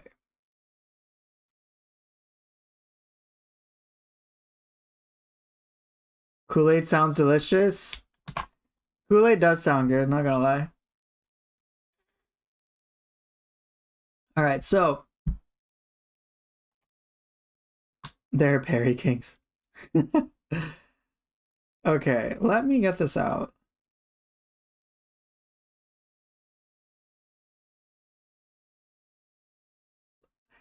I was just curious, divorced men. I'm now an approved user. I can tell you all the drama with that. Let me do that first before I get into the story. I'll show you the value of questioning, okay? If you aren't familiar with the story, time to give it now. So, I got permanently banned. I got a random ass mod mail. You're permanently banned from divorced men. I'm like, what? And so I just asked. I just asked because I was curious. Which of the rules did I violate? It seems you're baiting people into contacting you off the platform. And in my head, I'm like, I never fucking do that. And I never try to do that. So, and I never intend to that. So I'm like, okay, I never intend to do that. Can you show me the proof? Where did I do that? They were removed and we cannot access them any longer. And I'm like, that's bloody convenient. In any event, this isn't any sort of court of law where the burden is on us to prove anything. And no, it's not given that this isn't your intent. Otherwise, the post wouldn't have been reported, flagged, and removed. The presumption is that we made the correct decision. You think it was incorrect. You appealed. So what would you like us to consider? This whole thing is bullshit. Because I never did that. I checked my own post history. I'm like, what the fuck are you talking about? And I straight up with them. I told them I'm less interested in overturning the ban and more trying to understand what specific thing I said so I can correct it for the future. And here's the thing. I'm okay with being questioned because if I did do something that fucked it up, I kind of want to know so I don't do that in the future. Which is why I say this. I'm like, all right, if I fucked it up, fine. If I'm not as good as I thought I was, fine. Let me know what I can do to get better. I'm like, I posted one thing about me personally finding happiness. I wanted to help people out. I'm like, to my knowledge, I'm not finding anything. So if I don't even know what my mistake is, how can I prevent making some mistake in the future? And then I cited the only statement I think that might meet the criteria could be, hey, I probably should have asked whether you want to save your marriage. If you do, then I can give advice that's worked for me and others, blah, blah, blah, like just text here. And so I cited a certain thing, but I'm like, I didn't even ask ask for any messages outside the platform there. In fact, I replied in that thread. So I'm genuinely confused and trying to understand what I said or did, or that was wrong. I have no understanding how I seem to be fishing for people when all my activity is contained within. If anything, when it comes to anything from the outside, I typically recommend others to speak to lawyers or therapists. So I don't ask people to speak to me outside of Reddit. So what am I missing here? And then look at this shit. Okay, got it. We look at your post history. You're actually a great contributor. Sorry for the misunderstanding and appreciating you reaching out. Boom. They approved me as a user. The only other place I have become an approved user is on the Neo subreddit after years.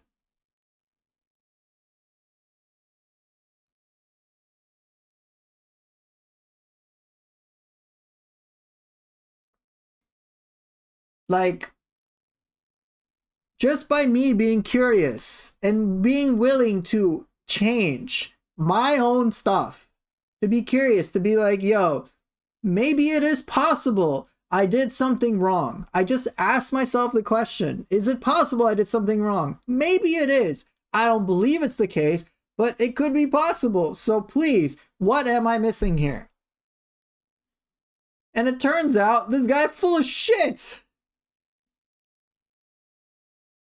Obviously, oh, they removed the messages. They were removed, implying that they removed them. We cannot access them any longer. And then, oh, we're not going to give you any proof. Full of shit, dude. And I totally called them out on it. And then they have some bullshit apology. So I don't like whoever this mod is. I'm like, your trust, I have zero trust in you. What title would it be? Divorce expert? Yeah. And then they fucking approved me. I'm okay with being questioned because my sense of self is not based on something static. It's based on something that is a work in progress. It's a growth thing. I don't need a static sense of self. I need something that's an evolving sense of self. Oh, like if it had turned out, oh wow, I did do something shitty, I would have been like, fuck. Okay, well, at least I know about it now. Since I want to become like a better, like, I don't want to do that. I don't want to be someone who violates rules unknowingly. So let me figure out what I need to do so I can address things for the future. Okay, great. Mistake noted, take it, and then I just grow from it. Like, that's all. Just adapt. Not complicated. So even when someone is totally misrepresenting me, blatant bullshit. All right, blatant bullshit. I'm still protected.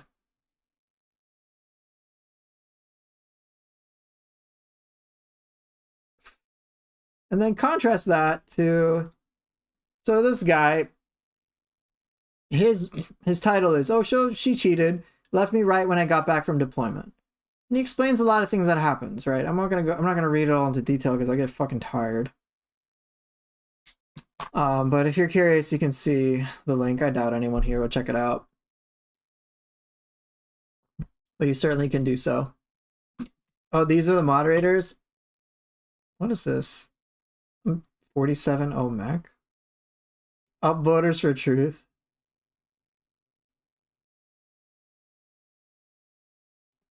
It's possible, Deathland. They can, but I don't think they did that. They just took the reports at face value and were like, okay, ban, insert, whatever. Or maybe they don't like me. But they didn't do their due diligence. Very fucking obviously. Because the moment I provided, hey, here's my entire post history, and I made it public now, so people can check it out. I'm like, okay, where's the fucking message? Oh, we don't have to prove our claim. We can just ban without any, we don't need to provide proof.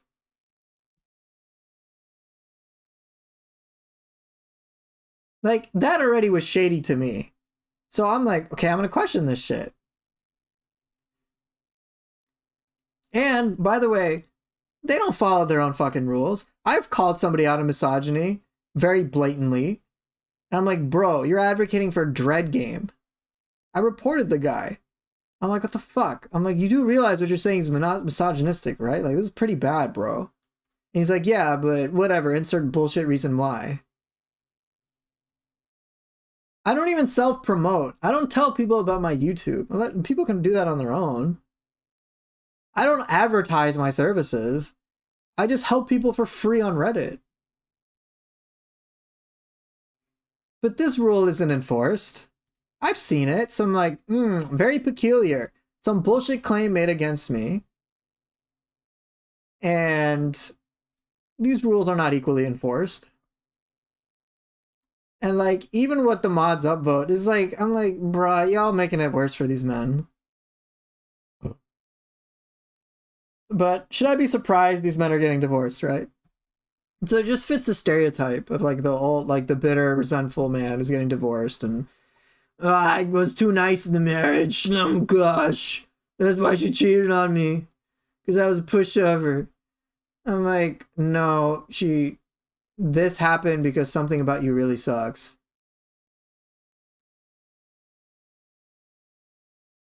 Yeah, I think it's the mod just being an idiot. Straight up. Straight up.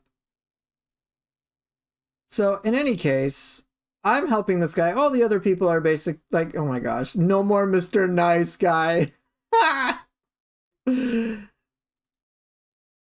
I'm like, okay. So I come in with a contrary opinion. The guy that asks questions, do cheaters ever come back? Yes. Does she even seem manic or mentally unwell? I'm like, yes.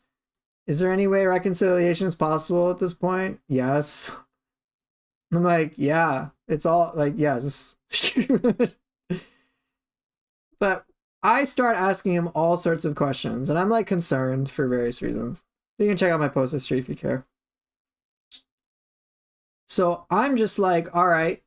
He's saying I've been all about understanding and taking an accountability. I'm like, great. I'm gonna help. I'm gonna help you out with that. So then I'm just gonna keep going with it. And then he says like, I forget where it was. I'm trying to help him understand her perspective, right?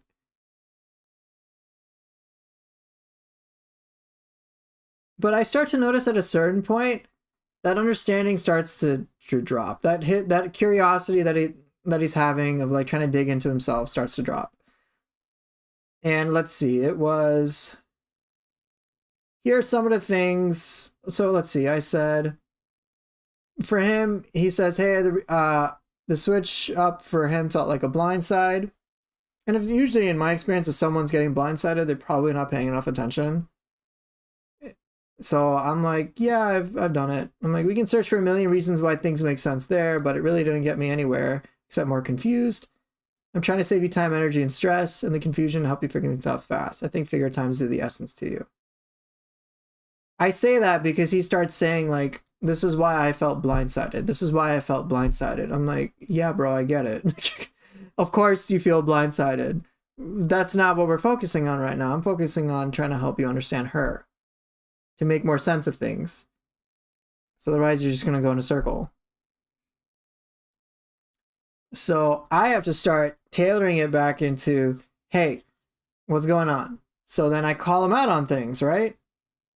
He says he put work first, he got deployed, he let your anger and depression get to him the past few years. I'm like, that's kind of bad, bro. So I'm trying to get him to be clearer about things. This is very vague. So I say, okay, if you put work first, you placed your wife second. I'm like, that's got to sting for her. And I'm like, how is getting deployed bad? How does this, like, I'm asking more questions. It's like, well, I was gone a lot. I guess she was alone. When I was home, it was a lot of long days working, when all I wanted to do was go home and I couldn't. I was so exhausted and depressed, she apparently felt like she was a mother to me. So now I get more understanding about her. She was always a mother to me, when I always try to make her feel I wasn't. Oh, actually, this is getting even longer. Hold on. Oops, I don't want to get into too many replies. It'll just take up extra time. I need to get to the point.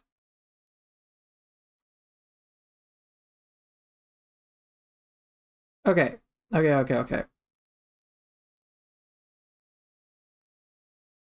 So I ask about certain things he may not be the best at. And I learn, okay, she took care of things when he was gone. The dog's a kid, and she even went out of her way for me. I tried reciprocating it, and I failed over and over again due to my own self-confidence. And I'm like, wait, you didn't take care of your own child and dog when you got home? And I'm like, you probably need to learn that. And I'm like, what are you talking about, self-confidence issues? And then this is where the switch up happens. And this is, I'm like, okay, there's something suspicious to me. So he's believing all of this because that's what she said. And I'm like, a huge part of me now doesn't really think I failed so bad. We had to consider, so here's why I'm right. In other words, I don't think I did as bad as a job that I did. And I'm like, this isn't about that. Like, whether you, and it's starting to derail. And I was asked, and I'm like, okay, this is starting to become a problem. But it was legitimately just me asking for help in fields I wasn't good at, like trying to feed our son or how to comfort him. And then he's going back into, I think it's just a her issue because insert reasons why. And then, oh, she's probably going to come back in some sort of way. So we skirted away from accountability the moment he starts to feel, in my opinion, that, oh, maybe I'm not that great of a father, and he's like trying to prevent himself from an ego death. So then I'm questioning him even further. So in the spirit of that, did you eventually learn how to feed and comfort your own son so that you could do those tasks independently of her, so that she could rely upon you entirely for those things? Maybe even be the one to give her tips on how to better care for your son. Or does it all stop with her? And she's like, oh, I feel she has her own problems. Yeah, I'm sure she does. But why doesn't she want to work out with you with them? And then I say, like, you keep saying it's a her problem, but like, then can you do anything? And then boom, extra defense. I was a great father.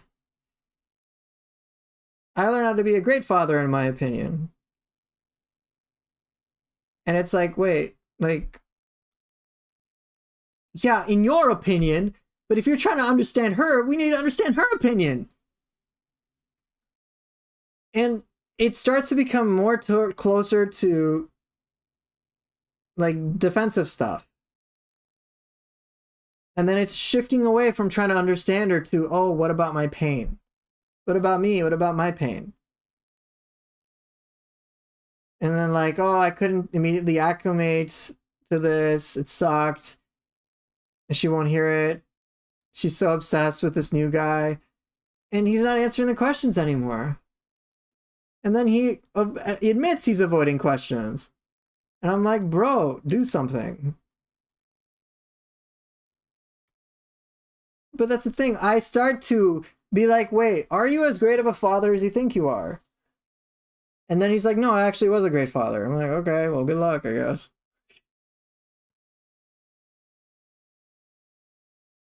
It's like this need to defend himself. No questioning. If you don't question what you got, like, it's possible he's the most perfect father in the world. One, I don't believe there is a perfect father. But really, all that he's doing is kind of deluding himself towards potentially understanding how he could become a better father. If there is no curiosity to trying to understand how you could be better, to even ask yourself that question, hey, how could I be better here? Then there is no hope for you to be better.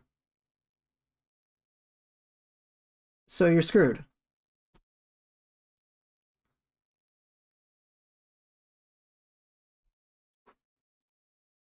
In that, and like, that like tends, when I sense someone is just going to try to protect, hey, no, actually I was blameless. No, I wasn't at fault. To the point, it's not about whether that they are blameless. That's a secondary thing. They might actually be totally great. The concerning part is their lack of curiosity and questioning. Without that curiosity, as we've kind of heard here, you could literally be drinking the Kool-Aid. You just be blind to it. You could be great, you couldn't be great, but there is no way to then definitively develop that static sense of self. I'll gas him up, you have peaked as a dad, it is all downhill from here. Exactly. I know you bring that as a joke in some way, but yeah, that's your peak then. This is the best. This is all you're ever going to be. There's nothing ever any better.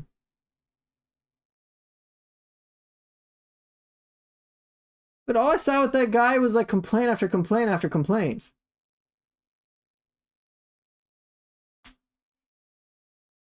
And it's like, bro, even if you're a good dad, don't you want to know how to become an even better dad? If you're a bad dad, don't you want to become a better dad? Either way, the process is the same. Just try to learn. Shit, in Neo, I have no real reason. If you really think about it, me doing what I do, like, for most people, it's unfucking necessary. It's not necessary to play the way that I do. At all. Like, you can beat the game without it.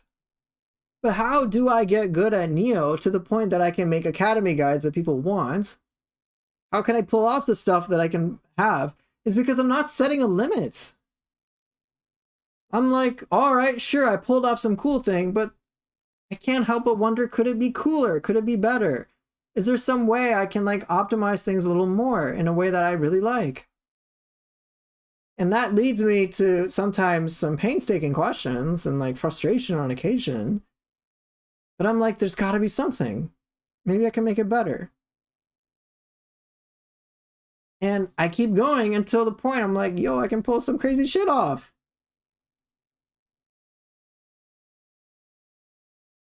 In the whole deflect step thing, for example. Let me get that out on Twitter. Twitter. Ugh.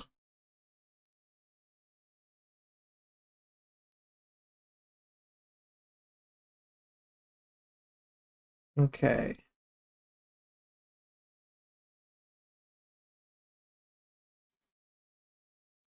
Okay, I don't really need sound for this, but here.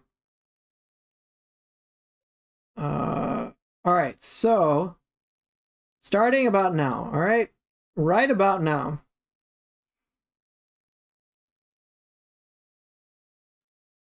Okay, check this out.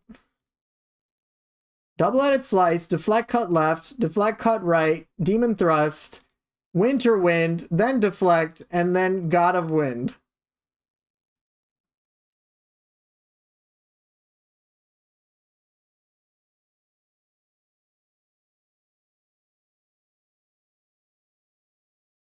I I only can come up with this shit because I'm constantly trying to like push the boundaries of Neo gameplay.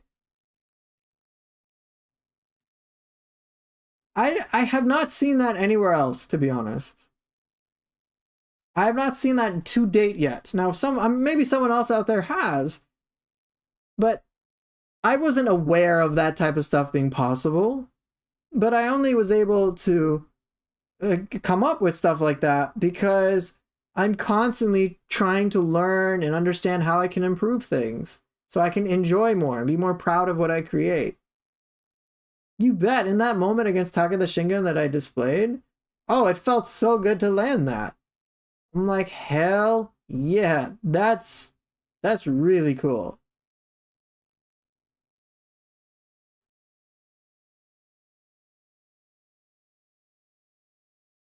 So but I can only come up with that, like I said, because I've been curious. That's pulling that off felt so good. I'll tell you that. Even though I'm like deadpanned and like statue face the whole time. Or against Demon of Obsession. I was trying to work with, here, I'll blow it up. Okay, so midair stuff, right? I've been working on that with Ninja Style. Same principle. I'm trying to be curious about how I can take advantage of attacks I previously couldn't. Here I am doing midair attacks and kicking his butt. And look, I even break his horn there. Just like nonstop midair stuff to avoid his attacks. Normally I'm just like, all right, I gotta like make sure and avoid these attacks. No, I wasn't this time. Or here, look at this. I avoid a grab. I avoid a grab by footstool jumping. That type of stuff is only possible because I'm being curious. Because I'm not attached to, as Deathline is mentioning, I'm not overly attached to like a particular like identity. I'm not like, no, I'm the best Neo player and the game, like, I'm not like, I don't care about that. I'm just like, I just want to get better. I want to become a better Neo player. How can I do that? That's how I operationalize it. My desire is to grow, so how can I grow?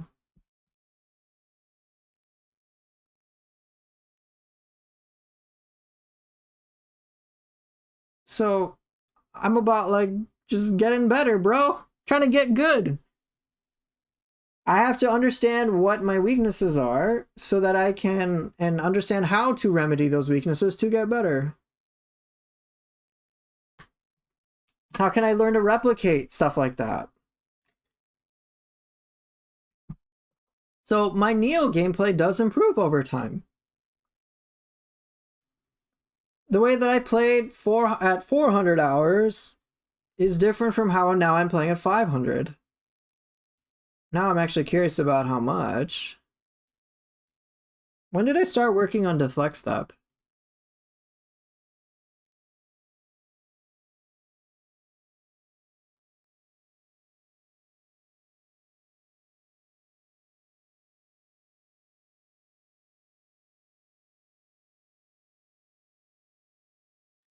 Okay, so I had about 400 hours at the end of May. So let's just say June.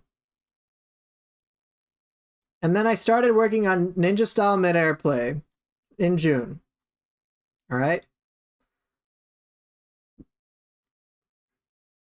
I started working on the Deflect Step towards the end of June. That made a huge difference. And then even then, I started to work on, hey, how can I get, there's some weapons I'm weak with. I'm pretty comfortable with these weapons. What about these weapons? It's a constant process. So I keep trying to learn. That's it. Trying to learn how I can show up and be better. What I can do to make something more enjoyable. Because my goal is to have as much fun as possible. So how, and for me, a lot of the fun comes from getting good as well. It's not about me like feeling like, oh, I'm a god tier player. That's easy to do. I just get like some crazy build and one shot a boss. Look at that. I'm such a god. I don't give a care, but that's not what's fun for me. I can say, yeah, man, I beat the boss better than you. Yeah, I'm so OP. I'm so great. And then I can just like dismiss everybody else's stuff. No, for me, getting good is about like all the mechanical stuff that I do. I really enjoy like squeezing out so much from there, and there's a lot.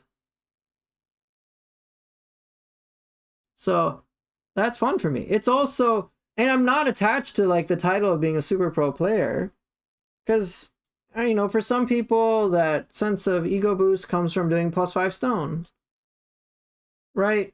+5 stone is so like important to them, and then they're only a good player if they beat the game on +5 stone. I'm like, yeah, I don't really care.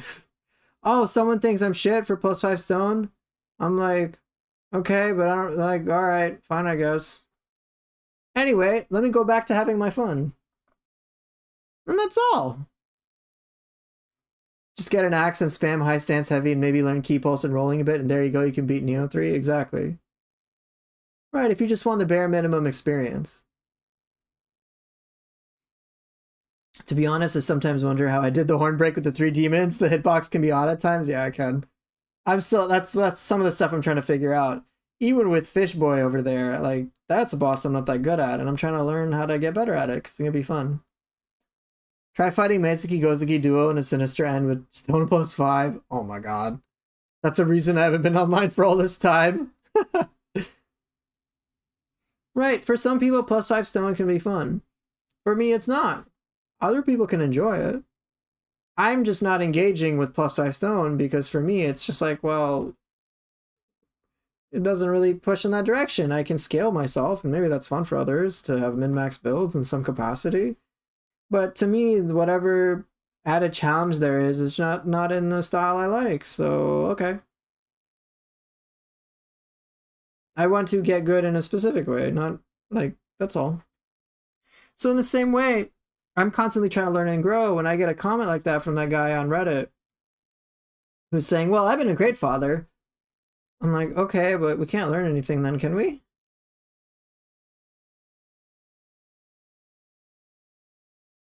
So, I mean, if you're a great father, then if there's nothing to learn, then there's no way you can improve. You've peaked.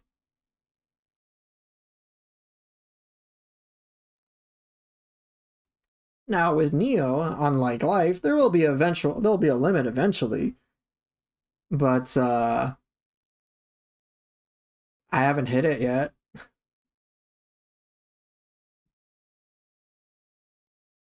Like, I don't know every little detail, every little thing in every which way. So it's gonna take time. Can I play Neo 3 with the 4050? I'm not sure. I don't have any extensive knowledge on PC things.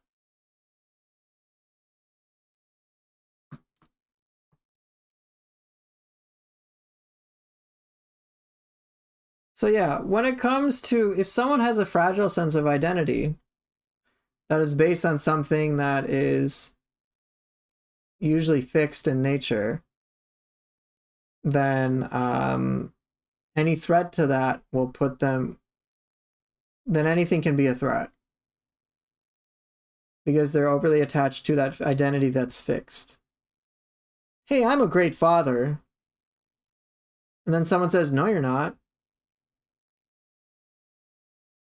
Instead of being like, oh, how am I not a great father? Maybe there's a way I could become a greater father. So notice that there's a growth thing with that. About, hey, I want to become a better father. It's, oh, no, usually you'll hear someone who's like, no, I'm a great father because I provide all the money for my kids.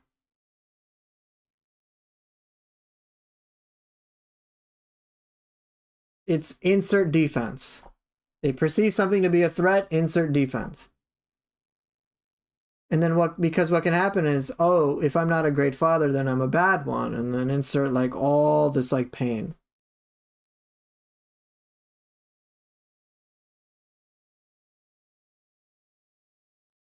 But just asking the simple question of, hey, how am I not a great father? Like, if someone is just trying to insult you, you'll eventually know, okay, they're just trying to bring me down. They're not actually trying to help. But what can happen, especially in relationships, is they take certain questions as threats, serious threats, and then misinterpret the death out of it.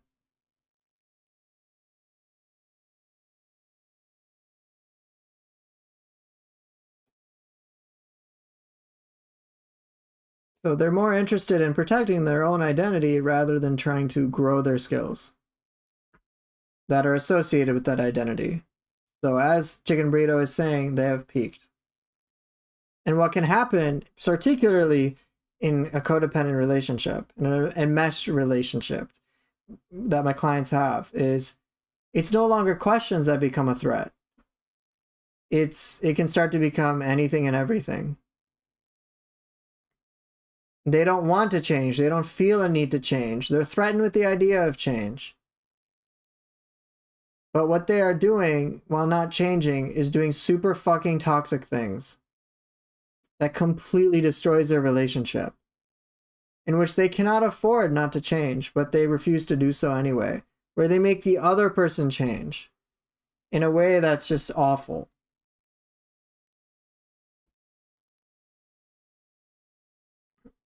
So for example, I'll bring up another Reddit, a woman I was helping. It's very different seeing how women respond, the women I try to help for free. It's very interesting for me to observe how they respond and how they deal with things compared to the men that I've worked with. A woman, getting divorced, I feel sick. My husband and I have decided to get divorced. I've been anxious and sick to my stomach for 2 days and I'm not sleeping hardly. Does anyone have advice on how to get through this feeling? Anxiety I can handle, but this is on a whole other level. Very fucking practical question. And so, and I'm just like, all right, yeah, I got some advice. What makes you anxious? Like specifically, I'm like, if you understand that, you can probably like channel that towards something healthy and productive for the long term. So like if you're scared about facing a terrible future, then do what you can to ensure a happy future will make great use of anxiety. Anxiety can be a great asset if we learn to channel it appropriately. Otherwise, as I'm guessing you're experiencing, it's incredibly paralyzing and we just wanted to go away because it's taking a massive toll on us. Her response, hey, I just saw this. I've actually been doing something similar. Mostly it's the uncertainty of the future. I'm trying to figure out how to live a normal life and rediscover myself. I had to dance around with him every day. Everything I did had to be planned around him, so it's different. So I'm like, great, you're already doing something pretty good.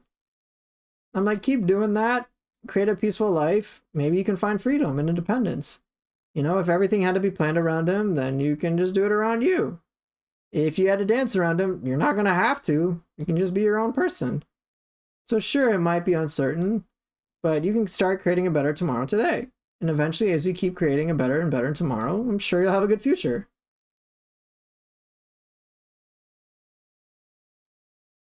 And like, boom.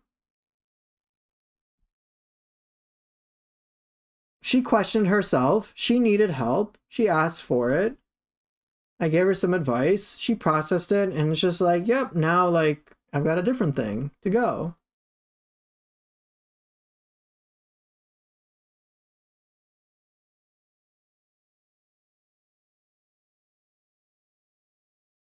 I notice a lot of the women tend to ask, like, they're a lot more level headed on average from what I've experienced.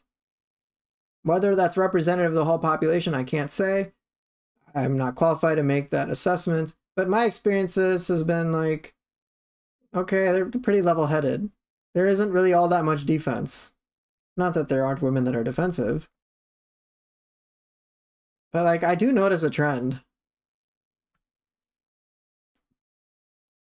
where they're okay with being questioned.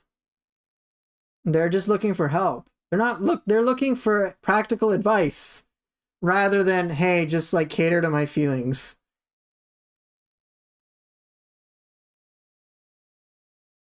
And even in the case with women who get cheated on, I still encourage them to question things anyway, for them to understand. And the way that they respond to it is like actually dramatically healthier than the men that I encounter on average. Like one guy I was trying to help last night. Like, let's see, let's get it out. Oh, these are these are the notifications.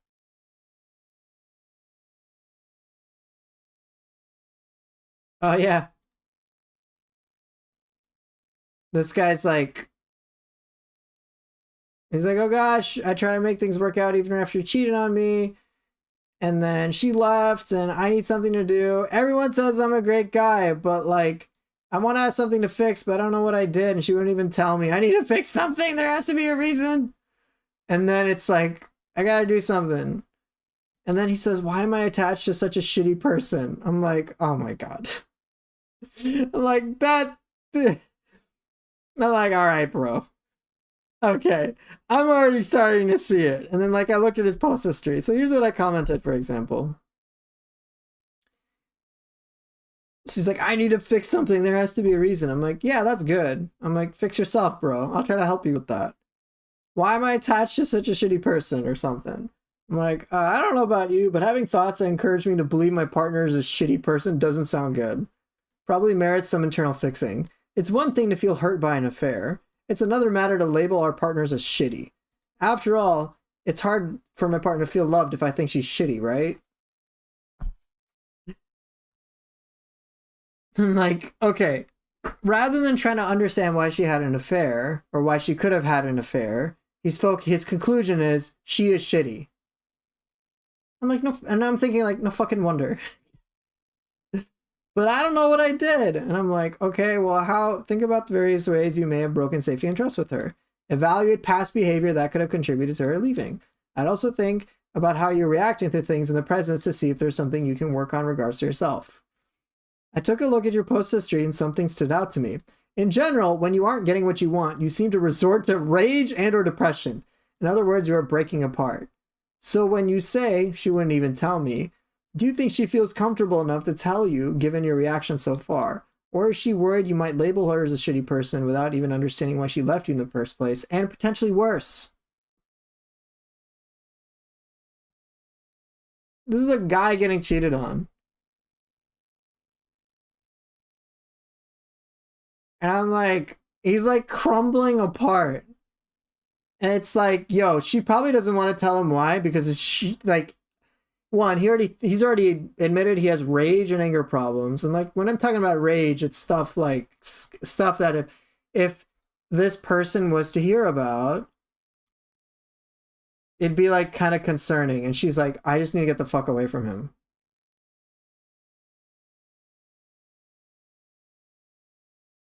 So where was he said it?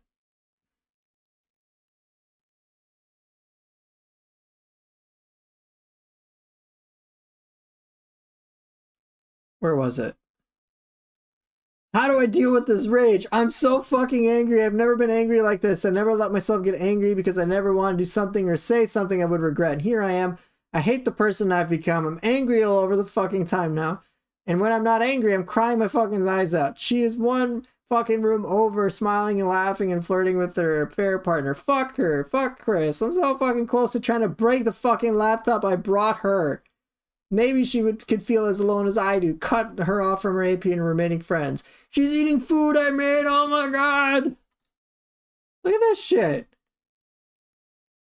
Oh, I'm so angry. I'm so depressed. Oh my gosh. I'm like, bro's a loose fucking cannon. I would say things that are bad. I want her to feel pain. I hope she hates her new life. I want the best for her, but I want this to fucking haunt her. Don't show my anger, but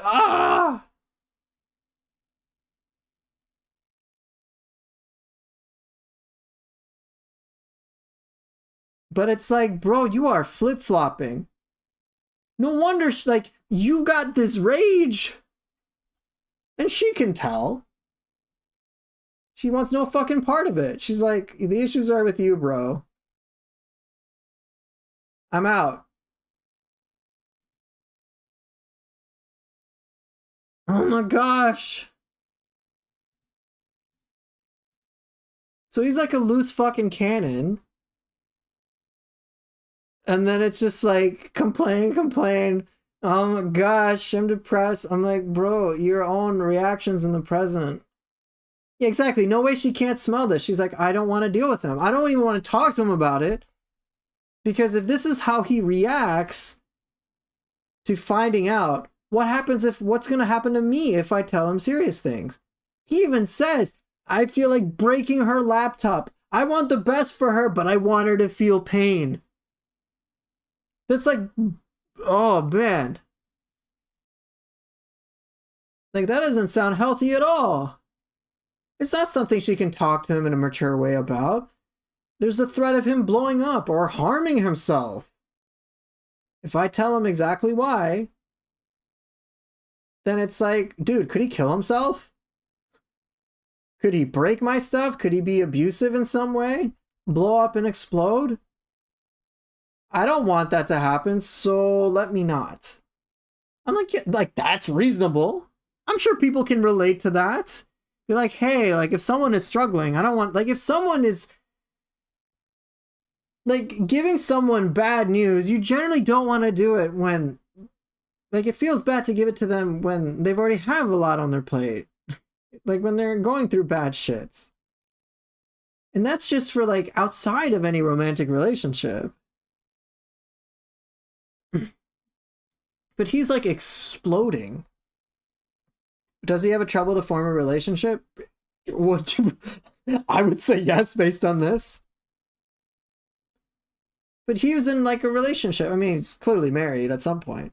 He just forced himself to decide the divorce papers.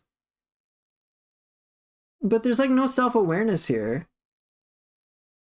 I'm glad he recognizes there's a discrepancy. But it's like, bro, look at your, like, I pointed out, I'm like, bro, your own post history. Like, right. Just purest energy of a Redditor's molding, yeah. Like, when a Redditor, like, stereotyped Redditor, like, you don't want to, like, say, hey, man, you did something wrong. Because then they go crazy. Look at this Redditor mod of mine, the whole story I gave out before. I'm like, hey, could you provide me some proof? No. No. This isn't a court of law, no. I'm like, I'm not that attached to this, so I don't really care about the outcome of overturning the ban. Like, it is what it is. I just want to know what I could do better for the future. Question the fuck out of him. He breaks apart. All that logic falls apart. Instantly. I'm curious to see if this guy's going to respond to me. I'll find out. Let's see what OP has said. I know I had my share of issues. I honestly wanted to fix them and tried my hardest to.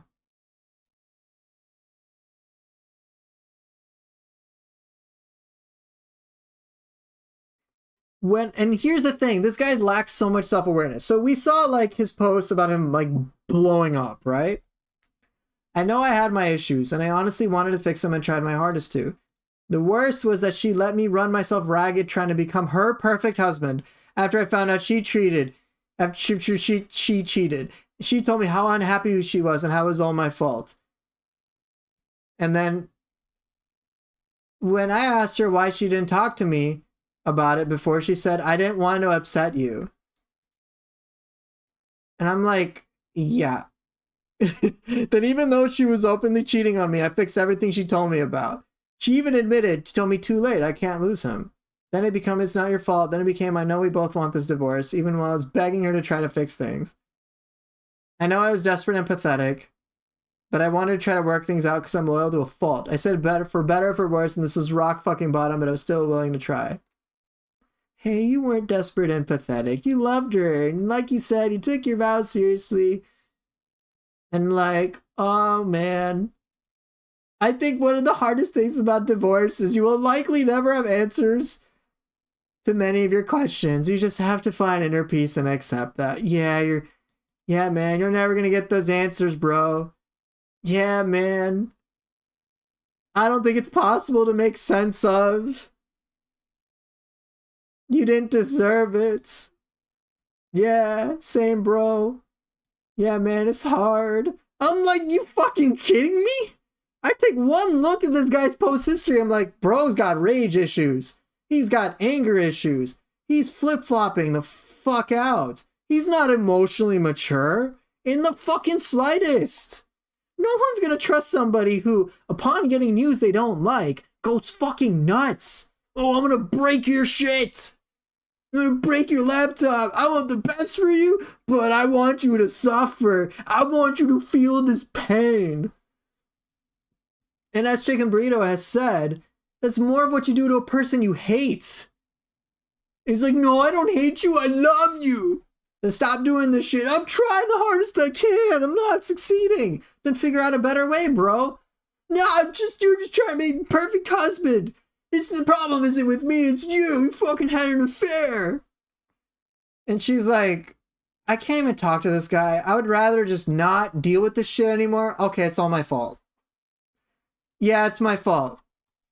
She's like, I don't want to do... Like, she didn't want to upset him. And then she's like... Then she just tells him the straight up truth. Like, I'm gonna be honest with you. It's too late. Like, my feelings for you are gone. I'm with this other guy now. I can't lose him. I love this guy.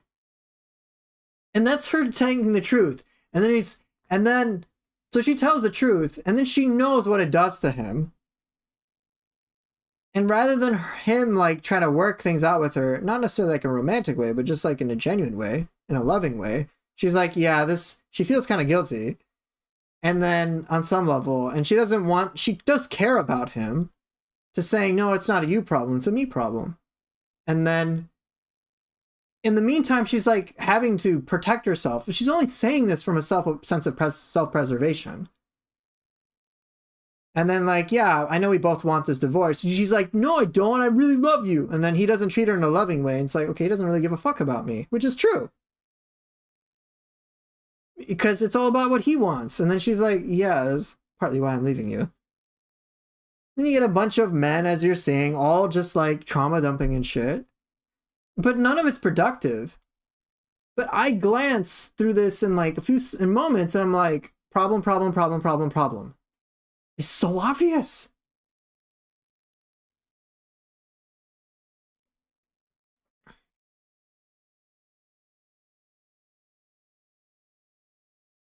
He's not addressing core issues. No matter what, whether this affair was like for any reason whatsoever, I'm like, bro, no matter what, the shit you are doing is not healthy. That has to be fixed. Like, okay, if a problem comes to you, you're gonna flip out your shit, lose it, threaten to break stuff, feel like breaking stuff. I'm like, this is pretty strong, bro. I'm like, and like, that's generally what I notice. from people on specifically like, who are going through divorce, like men on average, from what I've noticed. Women who get cheated on, they're usually able to recognize, yeah, these are their faults, and they're actually ironically able to come more in terms of peace with it. And then when I learn what their former husband's behavior are, I'm like, yo, these guys, I'm like, if anything, the women put up with way too much crap. Like, it's like tragic. I'm like, oh my God. It's like, oh, the guy got an entire second family. And then the woman's just like, she's like, wow, like, maybe I didn't pay attention. Like, they're very, very close to, they're usually very good about looking within to see what they could have done. That's their instinct. It's not, their gut instinct isn't like to look and say, hey, their partner sucks. Even when their partner actually does. It's more like they have to be convinced that they should be okay to leave. And I'm like, oh, the guy really does suck. It's not like it's not like an innocent guy, someone who I believe is innocent, will act in a way which genuinely suggests that innocence. I know of people who have been falsely accused. I know of people who are genuinely innocent, and I'm like, wow, they're genuinely the victim in here. But the irony is that, as a whole, the way that they respond is respond to things is very different compared to people like this who play the fucking victim card.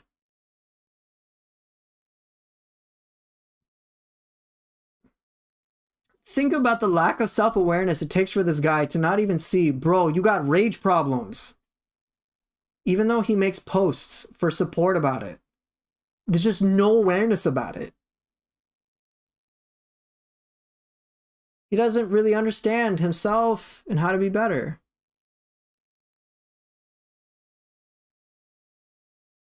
And like, that's a big problem. That's a core issue. Like, no matter what in his life that he ought to address.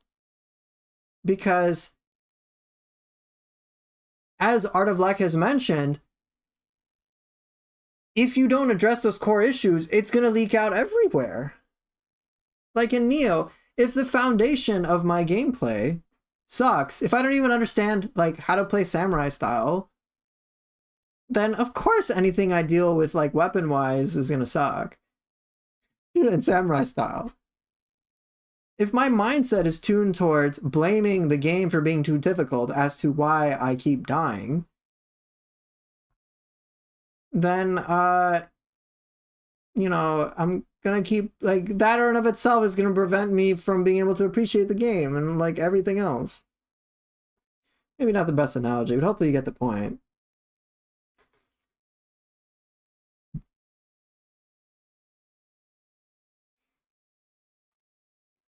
But with people, like, if all this rage does help the relationship, then go for it. Obviously, in any healthy person is going to be like, rage and threats of property damage and that leading to potential abuse. That's not healthy at all. I'm fucking out.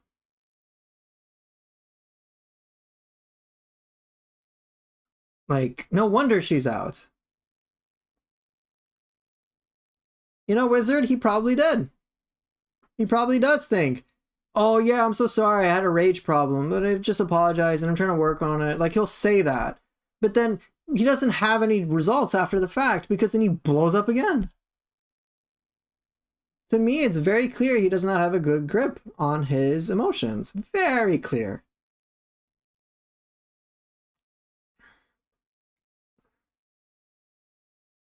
It's very clear. It's so self-focused. And yeah, it's a cycle. A cycle she eventually realized, nah, I don't want to be a part of. So she left. She left for somebody else. And notice, like, to me, it's very clear she, like, the whole cheating thing is semantics at this point. Hey, what's up, Z Gamer? So she left, she found somebody else. She found someone else who was obviously better. Like, come on. This guy's basically acting like the stereotypical Reddit mod and makes posts, but doesn't pay attention to like what he could possibly be doing. I pointed out to him. I'm like, bro, you don't get what you want. You go down this route. So you think she feel comfortable given your reaction so far?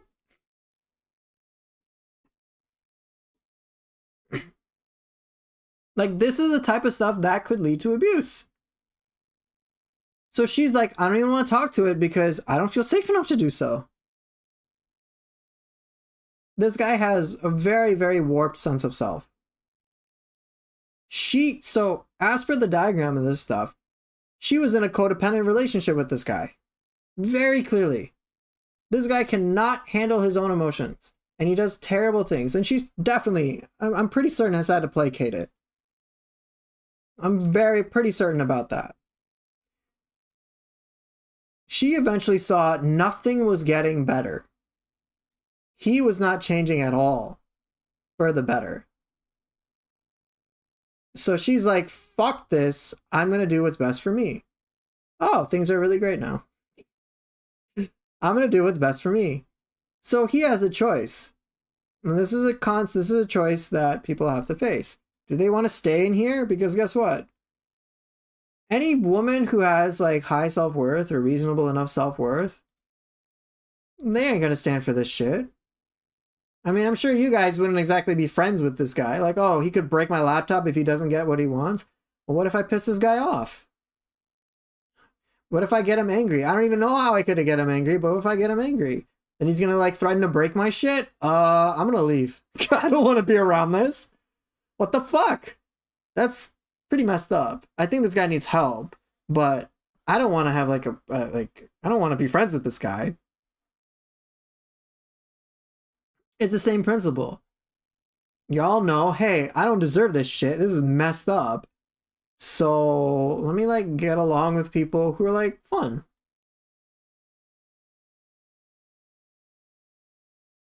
So now either this guy, and he can stay stuck in this, and I'm sure he'll like, misery attracts a big crowd. As we can see. Misery loves company. Self-inflicted misery especially.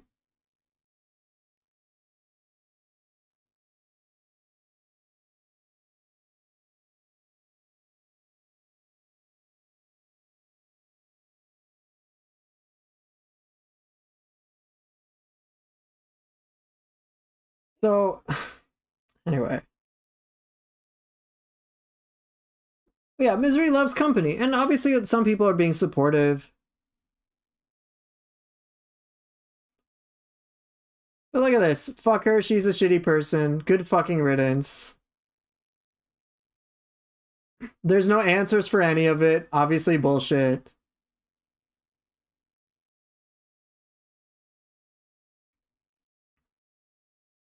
For whatever reason, there are things in life that just won't work. The more we try, the less they work, like oil and water. Yeah, I know the reason. This guy has fucked up emotional issues. You should get therapy if you haven't already. Agreed. Your ex has treated you cruelly. I'm like, okay, there's no compassion. But your reaction screams codependency. Yeah, that's something you need to work on. I'm like, yeah. You don't need to be pining over someone who doesn't want you, obviously.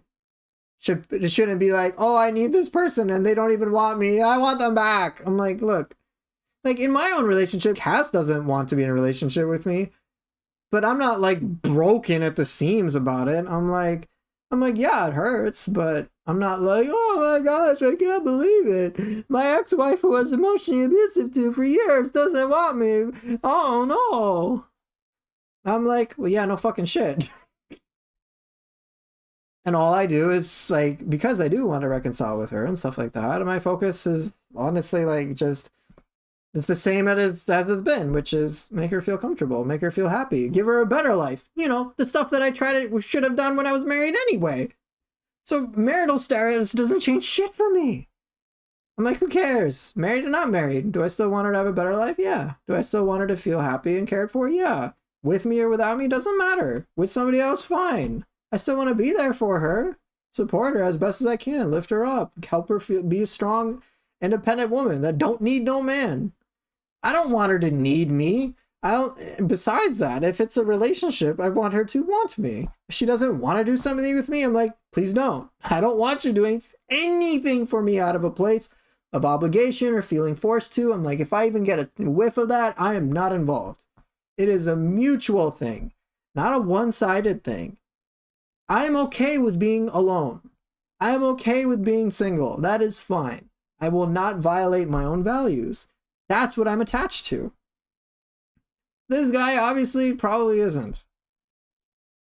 Feel your pain, man. I've been cheated on over and over, but I didn't give up as we had kids. I had to give up. Like, I don't know the context of this, so I won't weigh on it.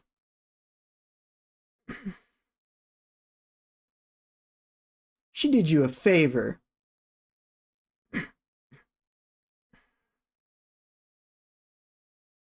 Thank God she's not my problem anymore. Yeah, find someone worthy of you. Yes, find someone who's worthy of a Reddit mod, guys. Ah, yes. It's not you. It's her. It's not a you thing.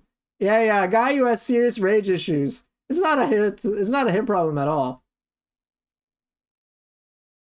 Be kind to yourself. Yeah, man. Be sympathetic to your own rage problems. Great.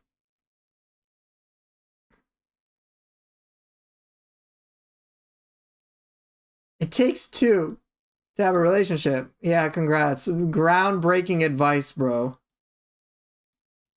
Of the just bear in mind, we're dealing with a stereotypical Redditor here. Someone's at least providing some support. Karens would be perfect for these Reddit mods. It hurts so much because no one is prepared for that, especially your heart. It's supposed to be safety net. She's no longer worth any of your energy, man.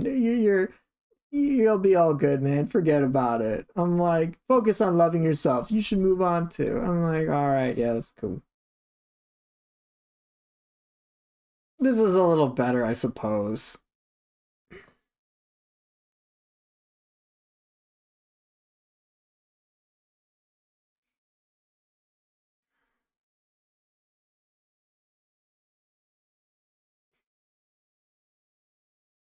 I don't know what this person's deal is. I'm skeptical. Like, if someone isn't trying to encourage someone to be better, then whatever.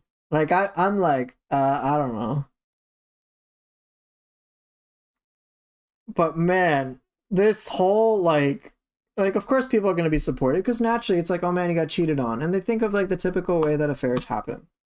The very typical way where it's like, oh, the person has some crazy sex sort of thing and whatever and whatnot. And like, like the stereotypical guy who like cheats on his like good wife, right? That's usually the stereotype. Like they go with stereotypes. Instant shortcut thinking, as opposed to trying to understand and appreciate the nuance of things. It's just like mental heuristics. Like, oh, someone cheated on me, insert everything bad. There is absolute, like, I'm completely blameless. There's no, like, it's an immediate conclusion. Not like even trying to be curious about why did I get cheated on, really? Like, not from a place of putting blame on her or blame on me, but like, what the fuck actually happened? There's no attempt at discovering whether it genuinely was a me problem or a them problem. There's just no curiosity. So you can't really learn anything. Now this guy, because he's doing the same shit, probably, or others who have done the same shit, they're not going to learn anything. It could very end up being that this guy's soon-to-be now ex-wife was the problem, but I highly doubt it at this point, because I've scratched the surface to try to understand what are some things he could be doing to drive her the fuck away. And I'm like, bro, this guy has anger issues. Like, serious ones. She's at risk of abuse. Of course she's not going to feel loved. She's not, like, this is messed up. And even what he's saying is messed up. No matter what, this shit that has to be fixed. I love her, but I hate her. I want her to suffer, but I want her back. Like, dude, this is so messed up. The flip-flopping is fucking crazy. No one's gonna trust this shit. His emotional well-being is dependent upon her being her validation, effectively. It's all an external locus of control. External sense of approval. There is no sense of self there. Not really. Not even questioning like, hey, am I doing something good now in the way that I'm acting and behaving? It's just so preoccupied with, I need to get her back. I need to get her back no matter what. And just autopiloting, like saying everything that he can, like basically manipulating it. I'm like, bro, there's no relationship that's going to be held up by manipulation. No fucking way. And he just flip-flops between like intense, crazy emotions to like hopelessness. Like this rapid cycling. Like people would say, dude, you seem bipolar. But it's like, bro, you need to fix that shit. You are not in a healthy space at all. So him being all like confused about it, even though he's put out evidence that suggests he's very unhealthy, is also another big problem. And it does not remotely surprise me that she does not want to deal with him. She's divorced. Like, think about it from her perspective. And just to be clear, I'm not a fan of cheating either. This isn't about, oh, I want to enable cheating. This is, if anything, about disabling it. This is about dealing with everything that could have, all the core issues that could have contributed to this in the long term. That she would want to leave you. To me, though, in all honesty, based on how he's talked about this, the cheating is just semantics. It is pure semantics. She was already checked out. She obviously didn't love him. She found somebody else, and then she divorced and left him. I'm like, okay, I guess she cheated on you 2 months before, or 3 months before, or however long before. But you were just a relationship in name only. She's probably already tried to work things out with you. And she knows, yeah, the problem isn't with her. The problem's with him. I can already understand her perspective. I'm like, nah, man, you need to fix you. So what did she say? I think she gave some very clear indications. Spiraling today, even months out into it. Months into it.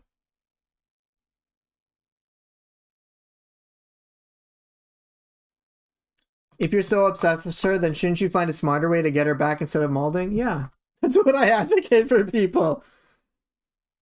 The rage is telling me he values his own emotions more. Yeah, he's selfish. He probably doesn't believe it. I'm sure he's convinced he's not. But then scratch the surface, he falls apart.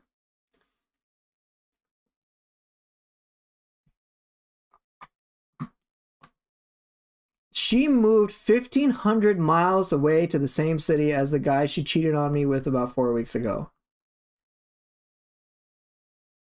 I'm like, yeah, dude. Read what you're writing. Like, she wants to be the fuck away from you. The message is very loud and clear. I am done with you. I am out. 9 days ago, dude. She wouldn't give me even a direct reason why she wouldn't fix things with me. Just excuses. I'm too tired. I don't have the emotional energy to fix things. I feel trapped. It's not about the other guy. I can't be myself. Yeah, everyone, like, just to be clear, looking out for yourself, when I'm saying selfish, I'm talking about what he's doing. Selfish to the point of everyone has to cater to you. Like, self-advocating is very different from being selfish. In the same way, I think of the, like, self-defense is very different from offense. Like, if someone's a threat to me, I'm going to protect myself. But I'm not going to go out of my way to, like, go to their house and destroy their house. I'll only feel better if they're in a worse place. No. She's making it clear, I can't be myself. I don't know how to cope. That she didn't care at all. I'm like, how easily she threw me away after 11 tears together. I'm like, you ain't fucking, you're not paying attention, dude. You're not, Oh my god, I don't know how to cope. Conclusion, she didn't care at all. Bullshit. She wouldn't have stuck it out with you. She just realized you're a fucking mess. I'm so lonely now. Oh my gosh. I don't function well anymore. I'm sad and I'm depressed. I'm getting suicidal because she's not with me anymore. I'm like, bro, this is unhealthy as fuck. Oh no, I'm angry, but I'm also relieved. Man. Flip-flopping. Look at this. I flip from being numb to looking forward to the future to seething anger to depression in the course of 30 minutes. Holy fuck. It's been 4 months.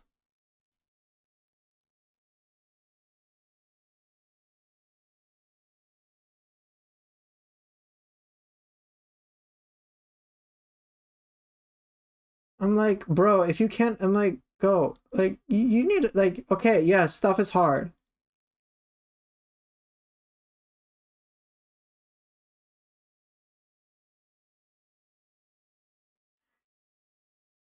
Yes, this sucks.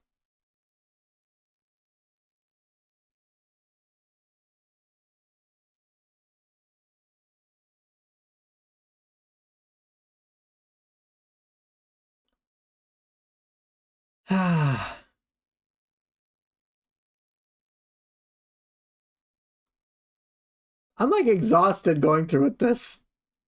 I'm exhausted going through this, all right? I'm not even in a relationship with this guy, and I'm just like, bro. And I'm getting exhausted reading this. I'm not even like this guy's ex-wife. I'm like, bro, what did she have to go through? She's probably just like, I don't want to fucking deal with this anymore.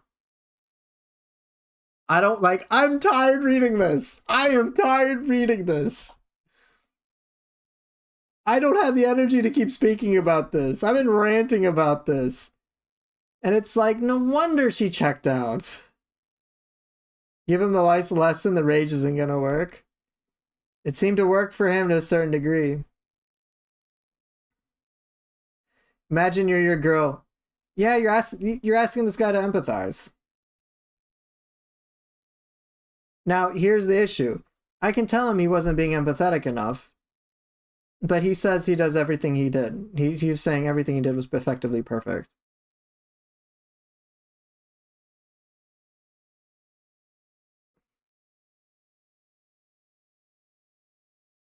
Trying to become her perfect husband. Insert complaint.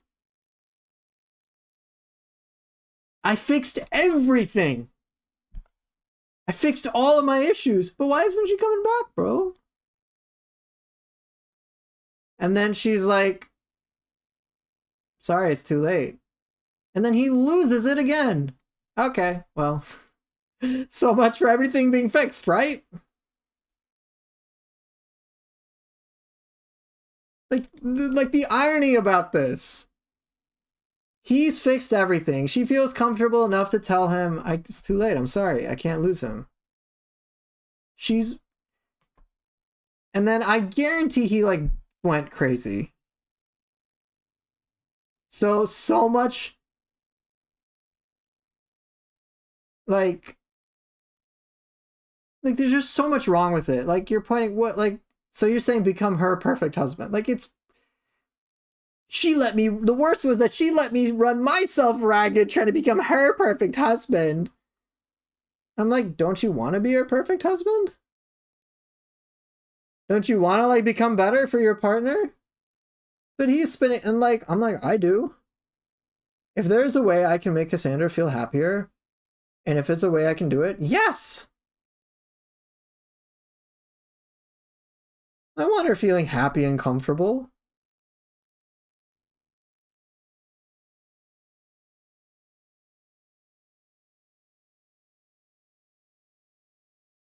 Like, it's a simple fucking concept. Oh, if I can make you happier, yeah, I'm gonna make you happier. But for him, he's focused on I've been taken advantage of. That's his narrative. and he's holding on to it. And think about the absurdity of that given his fucking emotional issues. So she can't reason with him. She's like, it is kind of your fault that I left. Now, obviously, like, for him and his friend, like, I've heard stuff like that before, the first time I got dumped. So, like, I can relate to, like, what? I'm so confused. But it's like, she is starting to be honest. But she's also pulling her punches a bit here. Because she knows that the truth is going to be like a punch to him. It isn't going to come from a place of real understanding about what she went through.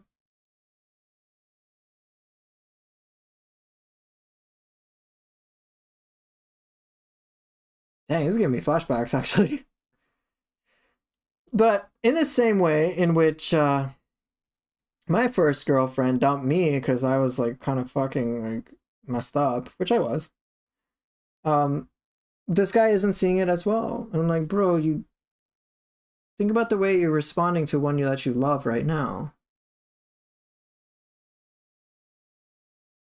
But if you're going to be in denial about, hey, you couldn't have possibly done anything wrong, then there is no way for you to improve things on your own. Her behavior is out of your control. Now, the irony is you are doing things which are problematic. And those problematic things are blinding you from even understanding what she experienced. Those gotta be tackled first. Like, I can already understand her perspective pretty heavily to the point I'm like, yeah, I get why she left. Was she saying absolutely everything perfectly? No. But given this guy's emotional issues, I also don't blame her. It's hard for her to say things in the nicest ways when she has dealt with such crazy threat.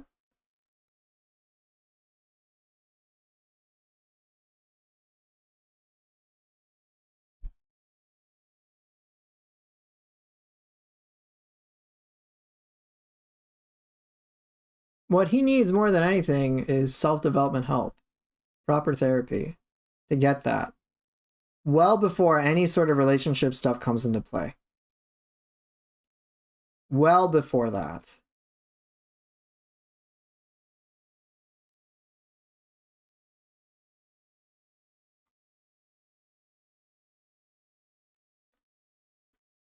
This is unfortunately what I see enough with men. And then a lot of just whatever. But as you've said, like chicken burrito, this guy obviously won't move on. It's just, I can see it leading towards a lot of unhealthy things for this guy. Or same cycles in other relationships. Or just stereotypical, lonely, bitter, angry old man. And it'll just be like stuck in this loop of confusion about why are people leaving him. And then he'll probably like try to adapt by becoming even more controlling and then just like not understanding why he's lonely. I'm like, bro, you do crazy things. The crazy shit needs to stop. It getting better is not an excuse for you to plateau. Like, it needs to go away. Because whatever this is really bad. She starts telling him the truth. She realizes maybe not the best idea for her because he probably wasn't supportive of her. Which, if you think about it, in a marriage, you not being supportive to your partner is already going to lead to a problem.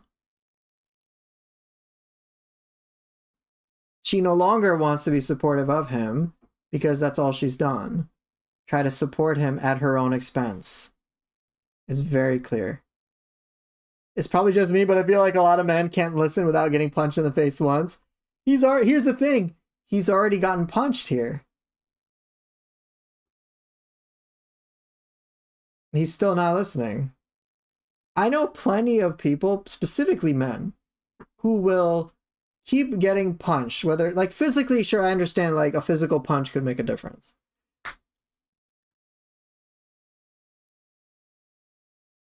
But I swear to God, there are some people who will find a way to spin it again. It's the spinning of it that's the issue. It's that automatic interpretation that, oh, I'm being taken advantage of. And that makes me entitled to do terrible things. And I don't even consider them terrible. It's justified. It's a closed loop.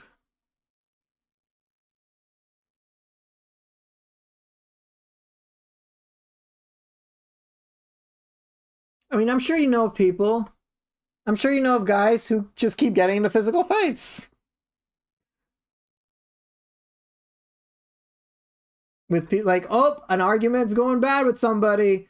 Man, I got punched in the face. I'm going to punch back. Instead of me trying to understand how to de-escalate arguments, I just got to learn how to be more physically violent so other people are shut the fuck down. Go full caveman.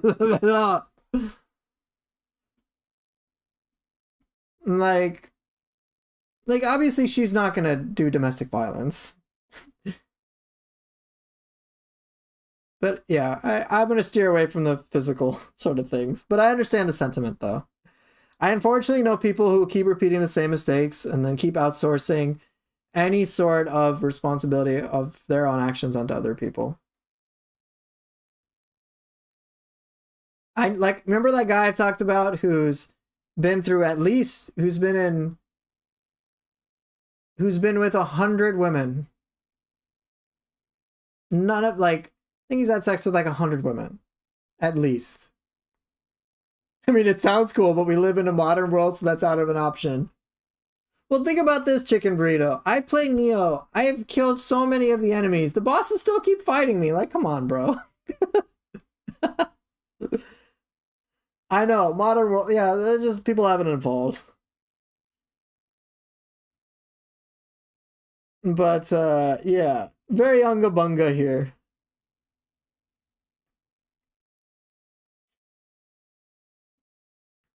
But right, like that guy I was saying who's like slept with 100 women and then like complains that women don't want to be with him. I'm like, bro,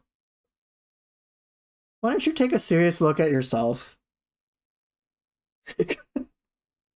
Like, just take a serious look at yourself. Because if every car you drive, like, if every single car that you drive goes to shit, I'm sorry, man, but I am going to question you. After a certain point. I'm not going to definitively conclude that it is you, but I am going to question you. Now, it may end up being that all the cars were really bad and you're just an unlucky streak, but I am going to question. And usually, with those that are innocent, they're actually okay with being questioned. It'll hurt them a lot. And they will lose a sense of self-worth. But like, it's like, to me, it becomes pretty clear. I'm like, wait a minute, no way. This person is actually innocent, and it is actually everybody else. I have been in those situations actually where I've questioned innocent people, and it like, I'll believe their story. Like, usually what I do is I believe their story and I'll just be curious about what's going on. I'm not like condemning anything or making a judgment call, but I'll be curious and I'll ask questions. I'm like, what happened? And then usually I'm like, wait a minute, this is actually kind of a big fuck up. And then I realized, okay, they are deluding themselves of any accountability. And then for those that are actually innocent, it holds. I can tell through the ways that they react to things, even if they are psychologically, like, I've known of people who get psychologically broken because they're falsely accused and like falsely convicted of stuff. Falsely convicted is not the appropriate term. I'm not talking about anything criminal. But I can tell, I'm like, wait a minute, the way that they're responding is how an innocent person who is basically broken would respond. I'm like, oh shit. And I can see like a very huge cognitive distortion. And I'm like, whoa, whoa, whoa, whoa, whoa, whoa. We need to pull this person out of this. This is messed up. It becomes clear to me. But this guy trying to play the innocent card, I'm like, it's already broken. I don't like. I don't think this person is a shitty person. I think you just lack a complete fucking understanding of what she's been through. And you're also ignoring all of your own shit. You do not get to play the I'm actually innocent card. When you can blow up. When you can go crazy from being super angry to suicidal. I'm like, yo, she doesn't have to do, she's not doing anything right now to him. This is all just his own thoughts in his head at this point. She's away from him. 1,500 miles away from him. She's physically at a completely different place, living her own best life. But even that, no contact or any contact is still going to destroy this guy. So is it really a problem with her at this point, or is it a him issue? And that's what he needs to work on. That's what my clients need to work on, is dealing with whatever problems they have within themselves, no matter what they fucking are. Because best case scenario,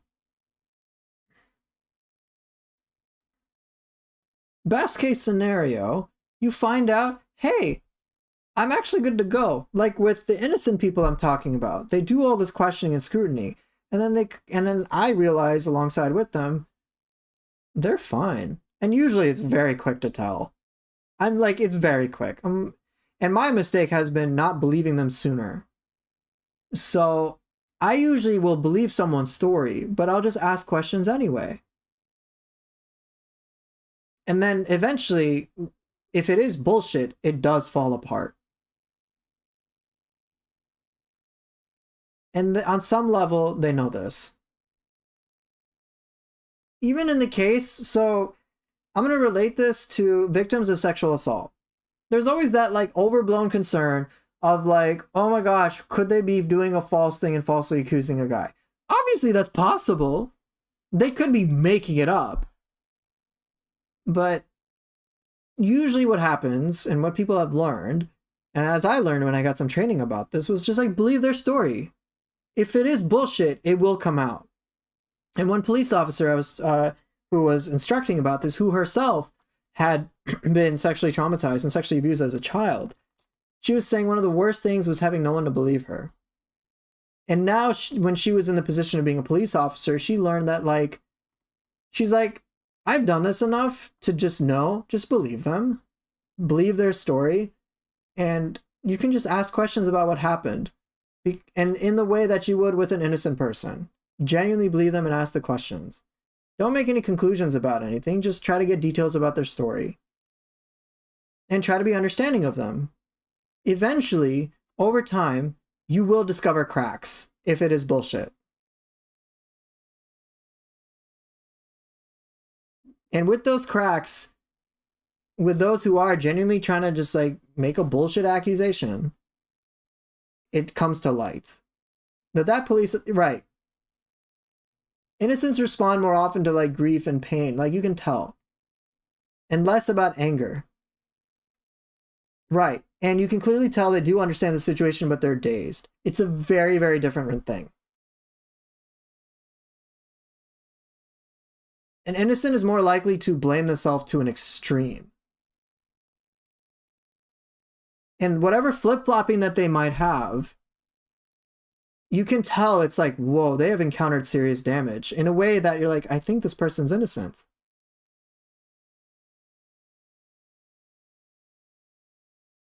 But with this guy, I scratch the surface a little bit. I just look at post history in the same way in which a police officer might like, okay, let's see what this person is known of. Let's like try to understand. Let's try to learn. Let's try to understand more about them. They start to get a pretty good picture what this person's like.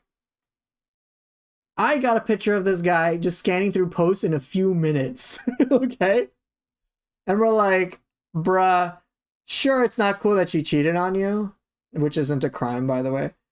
Sure, it's not cool that she cheated on you. Like, I get it. It hurts. But like, bro, you got some fucked up shit you need to fix. That needs to be fixed before anything else. Because the stuff that you do is so bad. No wonder anyone would run away from you. I don't want to be this guy's friend. Okay, he doesn't get what he wants. He goes ballistic. I have to worry if he's going to be suicidal, if he's going to hurt me. sorry, man, I gotta protect myself. I'm not engaging with you. I would recommend you go to a therapist and find one ASAP for yourself to assist you with your emotional issues. Because if you need that desperate help, that's not something someone should have. That's not what someone in a relationship should have to sacrifice themselves for to get you your help. And it's not even working anyway. So that's out. You need to fix your shit. And you need to do that with the help of the therapist. We're happy to help you, but like, you're in a lot of denial here. And there's a lot of self-awareness that's lacking. So yeah, that needs to be fixed first and foremost. We need to get you out of this codependent state ASAP. We need to help you get to this independent state and to start working towards getting to an interdependent state where you can, for example, if you got news that your partner was having an affair on you and she took a big ass risk to tell you, and she's going to say, hey, I don't love you anymore. I haven't felt unhappy, or I've been unhappy for a long time. I've been in a lot of pain for a long time. What you could have done instead is what would have actually helped in the long run for her to realize, oh shit, maybe I did make a mistake. And maybe this could work with this guy. Maybe not today, but in the future, perhaps. Maybe, I don't know. Maybe just like plant the seed of that would have been if he had come from the place of, oh shit, you've been in pain for that long and I didn't even notice. That's a real problem I have. Thank you for telling me something that's been obviously would have been so hard to express. I can't even begin to imagine all the shame you probably felt when you thought of, technically you had an affair. I can't imagine all the judgment and suffering that you probably had to have been through to even seek this out in the first place. How alone you would have felt. And I understand you found somebody that you feel actually loves you. Obviously, you're going to pick someone you feel loved by and feel happy with over someone you don't. I get it. So go do that for yourself. I'm not a problem for you to take care of. I clearly wasn't supportive in the way that you needed or that you wanted. So go. I encourage you to go live the life that gives you the best happiness. And if you're happy, great. And I would be grateful to understand where I came up short, how I've come up short. If you feel comfortable telling me that, which, I'd be honored to hear about it, because obviously I wasn't adequate for you. And I want to learn how to be better. And I'm not saying this to try to get you back. Like, don't get me wrong. Like, I'd love for that to happen, but it's obviously not in the cards. I can accept that. But what's more important to me right now is that you're getting what you need. Look how I hit mutual support. Look how I'm ironically working with her. Collaborative problem solving. I respect her as a human being. I'm being very vulnerable even about myself, but the way I'm expressing my emotions and my pain and hurt, as intense they might be, is like, well, yes, this really scares me. Yes, I'm concerned about my future, but I'm going to work with you. And even though I'm broken about this, and I'm sad about this, and I'm hurt by this, my primary focus is, what can I do for you? I'd be surprised if his now ex-wife wouldn't have at least been like, damn, I did not expect that.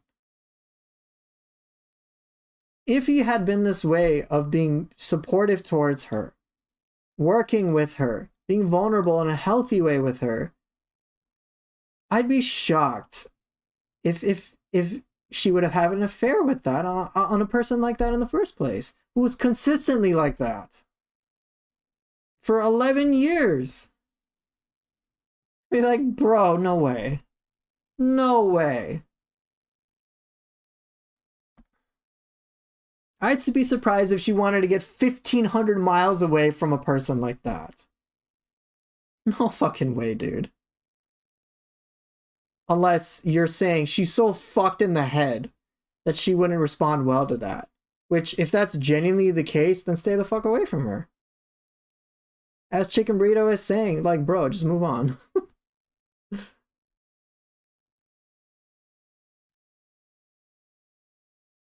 But that guy does not seem to be in the case whatsoever. What I'm getting at, let's see if we can go to codependence, is this. He does clingy and controlling things. Yeah. How he feels about himself is dependent upon her. He doesn't have an identity. She definitely feels responsible for his emotions, for sure. She's like, I can't do this. This is too much. I'm too tired. There's a lot of emotional things. I'm like, yeah, it's all textbook stuff. She obviously didn't tell him because she knows he wouldn't respect the boundaries. She, quote, said, what was it? What was it? Like, I can't be myself? Where was it? Right? I can't be myself. I can't be myself. I can't be myself. He's codependent as fuck. Interdependence is the way. Interdependence is good, man. It's like... So I'm going to close off today with this. So I know Rohit came in today with his concerns about with his concerns about hey, how do I get a partner that can satisfy my needs in some way? I want a partner like that. But given the family dynamic, which seems codependent, my concern was, hey, yo, when it comes to creating a healthy interdependent relationship, it's about both partners being able to give to each other beautifully. There is no scarcity sort of mindset involved. It's about what can I do for the other person? But that only works if you have enough to give. So what I recommend is, one, for him, like his family dynamic, I'm like, this seems kind of fucked up that a child has to be emotionally supportive to the parent because the two parents cannot support each other. I'm like, that's not Rohit's responsibility. The fact that Rohit even has to think of considering, he has to consider, hey, how can I convince my dad to be there for my mom, is already a fucked up premise. That is not his responsibility. He shouldn't feel guilty. The fact that I'm sure he feels guilty about even taking time to himself screams codependence. It is unhealthy as fuck. Even in the concept of Indian families, there are plenty of interdependent Indian families. There are plenty of interdependent Indian families that do go through arranged marriages that go beautifully well. Those are the families to lean into. A lot of them are very successful in their lives in countless ways. And it's not about the value of their wealth. It's just about the way they approach the problems. I know plenty of wealthy Indian families. I've been in them. They're codependent as fuck. And so what happens in those situations is the kids realize it and they're like, fuck this, I'm out of here. I'm going to do my own thing. I'm out. Heck, my father even did this with his own family. The fact that he didn't recognize that himself doing that is unfortunate, to say the least. The kids leave their families and like never want to deal with it because of this shit. The second good outcome is a mom could be more independent, right? If she's being an emotional like basket case, then I'm like, I think she needs to learn to deal with her shit. If she's scared of being alone, she needs to understand why so she can fix that. If it's a problem that her and her husband have, they need to fix it together. But Rohit's not responsible for that. That is an unfair burden on any child. Oh, I gotta take care of my mom because dad won't. What? That's bad. No way. No way. So I just hope that Rohit can get out of that and get into an independent state so that he doesn't put that unexpected pressure onto a woman where she will on some level feel like, hey, I got to take care of not only do I got to take care of him in a way that already can be a little weird, but I also have to take care of his mom, and I don't really want to do that. Instead, it's like, no, everybody can be supportive of one another. Even in it's not about the situation either. It's not about physical ailments.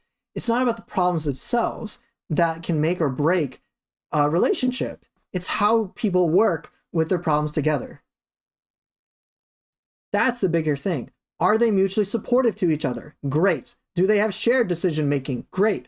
Are they emotionally intimate with each other in a healthy way? Great. Do they have healthy boundaries? Great. Codependent relationships do not have this. Remember that whole honeymoon example I gave? Imagine, like, it is possible that the dad could call Rohit on his honeymoon and be like, hey, you need to come back. When he's just like, bro, I'm on my honeymoon. His boundaries are being violated. Like, what the fuck?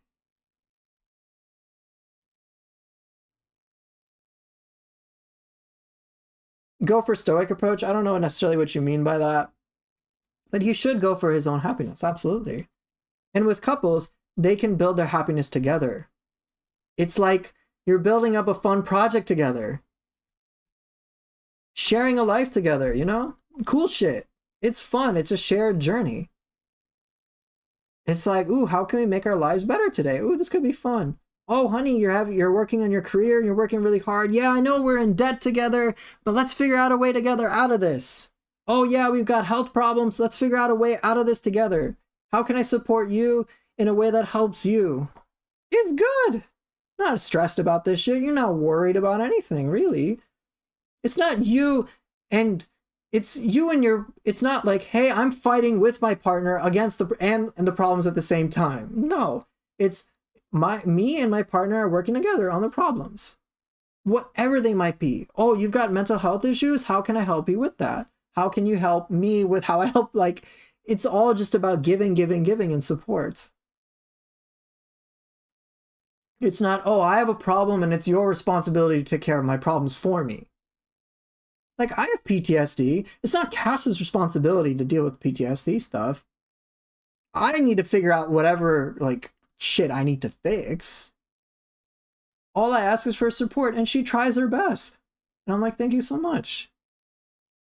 And then she's learning, like, for her, she's getting to know me slowly over time, which I'm so grateful for. She's trying in her own way.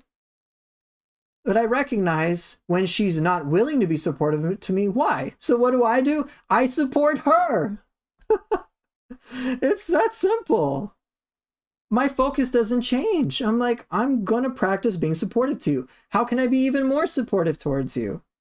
How can I be the person that you could lean on for all of this? Hey, let's have fun. Hey, what do you need in your life? How can I be there for you in the best possible way? How can we work together? How can we be open with each other? How can we feel comfortable with each other? Oh, Cass doesn't want to hang out with me? All right, fine. No means no. It's that simple.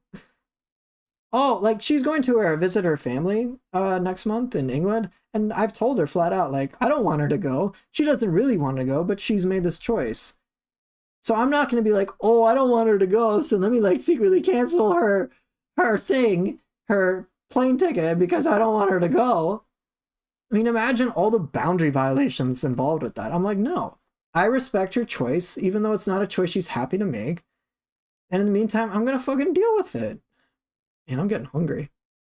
So it's a lot healthier. It's much more interdependent. There is no, like, tit for tat type shit. There isn't like, you owe me something. I'm like, if anything, I owe you. But I'm just focused on, like, I'm just gonna be there for her. It's so easy, bro. Stuff that makes it hard, the relationship's hard, it's not the problems in the relationships. It's the problems we have in ourselves that can come out in our relationships. With this guy, with that Reddit guy, I think we can tell he has got a lot of problems with himself. A fuck ton. Now, if he addresses those and works through those and heals through those, reconciliation is totally possible. Totally. Goes from being codependent to being interdependent. It's a transformative change. I mean, think about this. If the guy was nice to you consistently and understanding towards you, let's say you're wary of like, yo, man, you're the Reddit. You're like a stereotypical Redditor. And instead of being and condemning you, be like, no, man, I'm changed, man. I'm different. I'm not that way anymore. You shouldn't treat me like this. Instead, if he was like, no, I get it, man. I was a bit of a toxic nutcase. I feel ya. Keep your distance from me until you feel comfortable. If you don't feel comfortable, that's fine, bro. I get you. Thank you for telling me and like taking that risk to tell me. I'm grateful for that. I'm pretty sure over time, if he consistently showed that way, you might be like, okay, I think this guy's actually legit. Cool, yeah, I'll consider. It's not hard. Provided you don't have those personal issues, which that guy has to deal with. So my hope for Rohit, for example, is that he can get out of this. I think he's in this situation. And my hope is that he can live his life freely and happily, so he doesn't feel responsible for his family. So that when he gets with a partner, whoever she is, they can live a really good life. And if it comes to supporting their family, it's just that. It's support. It's not dependence. The mother should never have to depend on the child for emotional support. Like, pretty much fucking never. I'm talking about dependency. A child can be supportive to the mom, but it's the mom's responsibility to take care of herself, not outsource that to her kid. Just period. It should be a healthy sense of support. Not so whatever warped, fucked up shit that sometimes Indian folks can be privy to. Pizza time? Maybe pizza time. Imagine going on a date but getting chicken blocked. Chicken blocked? Did you just say chicken blocked? Oh, that's even better than saying cock blocked. Oh my god. Chicken blocked. Dude, that is gold. I find that even... I'm gonna use that from now on. Chicken blocks. And let people connect the dots with cock blocks. Yeah, man, imagine getting chicken blocked because, oh, sorry, my mom is having a mental breakdown. Oh, oh, God. Yeah.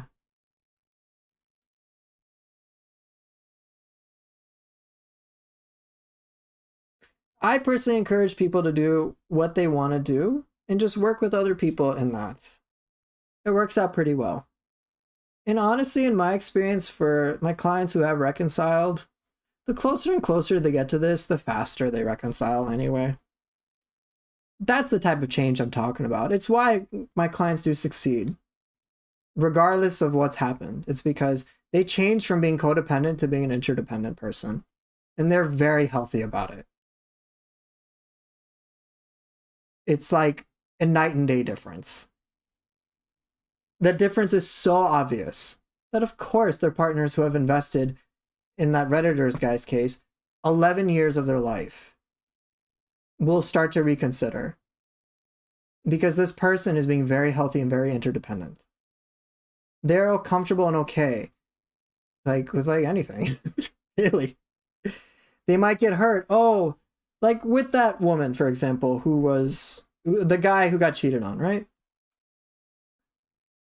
If he is understanding about why she would want to have an affair in the first place, and he fixes all the things that are in him, and he can create an environment where she feels very comfortable and happy, and he's like very respectful for her anytime they do interact,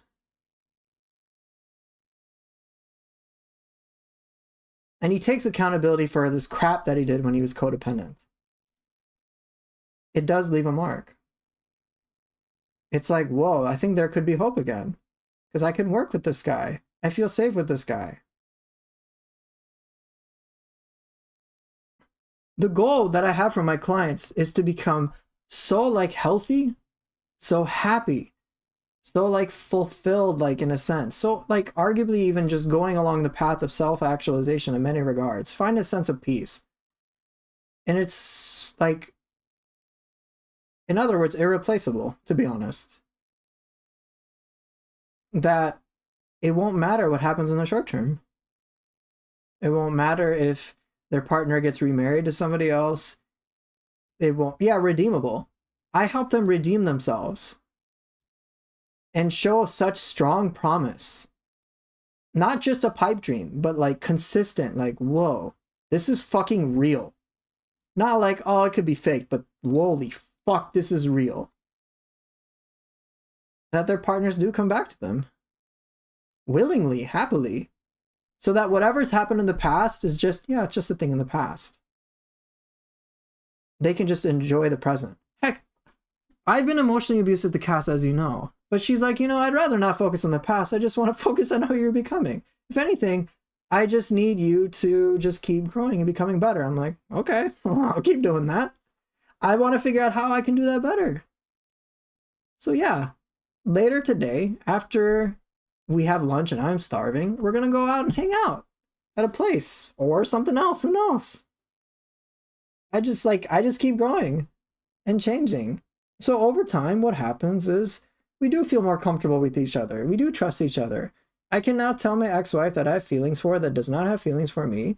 Hey, I'm going to miss you when you're gone to England. I'll take care of the cats. Are you concerned about anything related to the kitty? She's like, no, you got this. And I'm like, I'm just worried about your well-being over there, but I trust that you'll let me know if things are going okay. I'm like, you're pretty good about that. And I've had to learn over time to trust her in my own ways. But it's a process. And in the meantime, I'm just trying to enjoy time with someone I really love and I really care about. I'm very happy with that. I would do that even if we were married. Married or not, it doesn't matter. I'm just happy to enjoy time with her. It's so precious to me now. So like lately, one of the things I do is, since I've been really bad with punctuality with her, is I'm trying to fix that shit. Like it was on, I think, Thursday, she had to go to a personal trainer. And there's like a whole story to this that I won't go into detail to because I want to go eat food. But I was like 2-3 minutes late for her and like bothered the shit out of me. And I realized like, yo, this is one way I do not value her time. And there's like a whole story with it where basically I realized a lot of things that she has suffered, I'm indirectly responsible for. And I'm like, what can I do about that time? And now I'm like, whoa, now I know a way that in the present in which I do like fuck up her time. I'm like, that shit's got to change. I should be getting her early to things. Like, yeah, that's like what a mature adult does. And I'm not doing that shit. That's kind of bad. So I'm working on the whole sense of like being punctual. Actually, I should do that right now. So I'm going to go. I have gone 26 minutes over than I wanted to, but hopefully this was informative about the way that I do things. Maybe there's something you can take away for you. And for those of you that are watching the VOD, hopefully my rant has been of some value to you. This is all completely free. I just do this for fun. So, but if you guys want to pay me stuff, I'm not going to turn that down. Okay. So there's that. But thank you all for being here. Appreciate everything. And I will see everybody next time. Tomorrow is my same stream time, 10 in the morning, but for Neo. So not this stuff. But thank you all so much. And I will see everybody later. Take care and bye.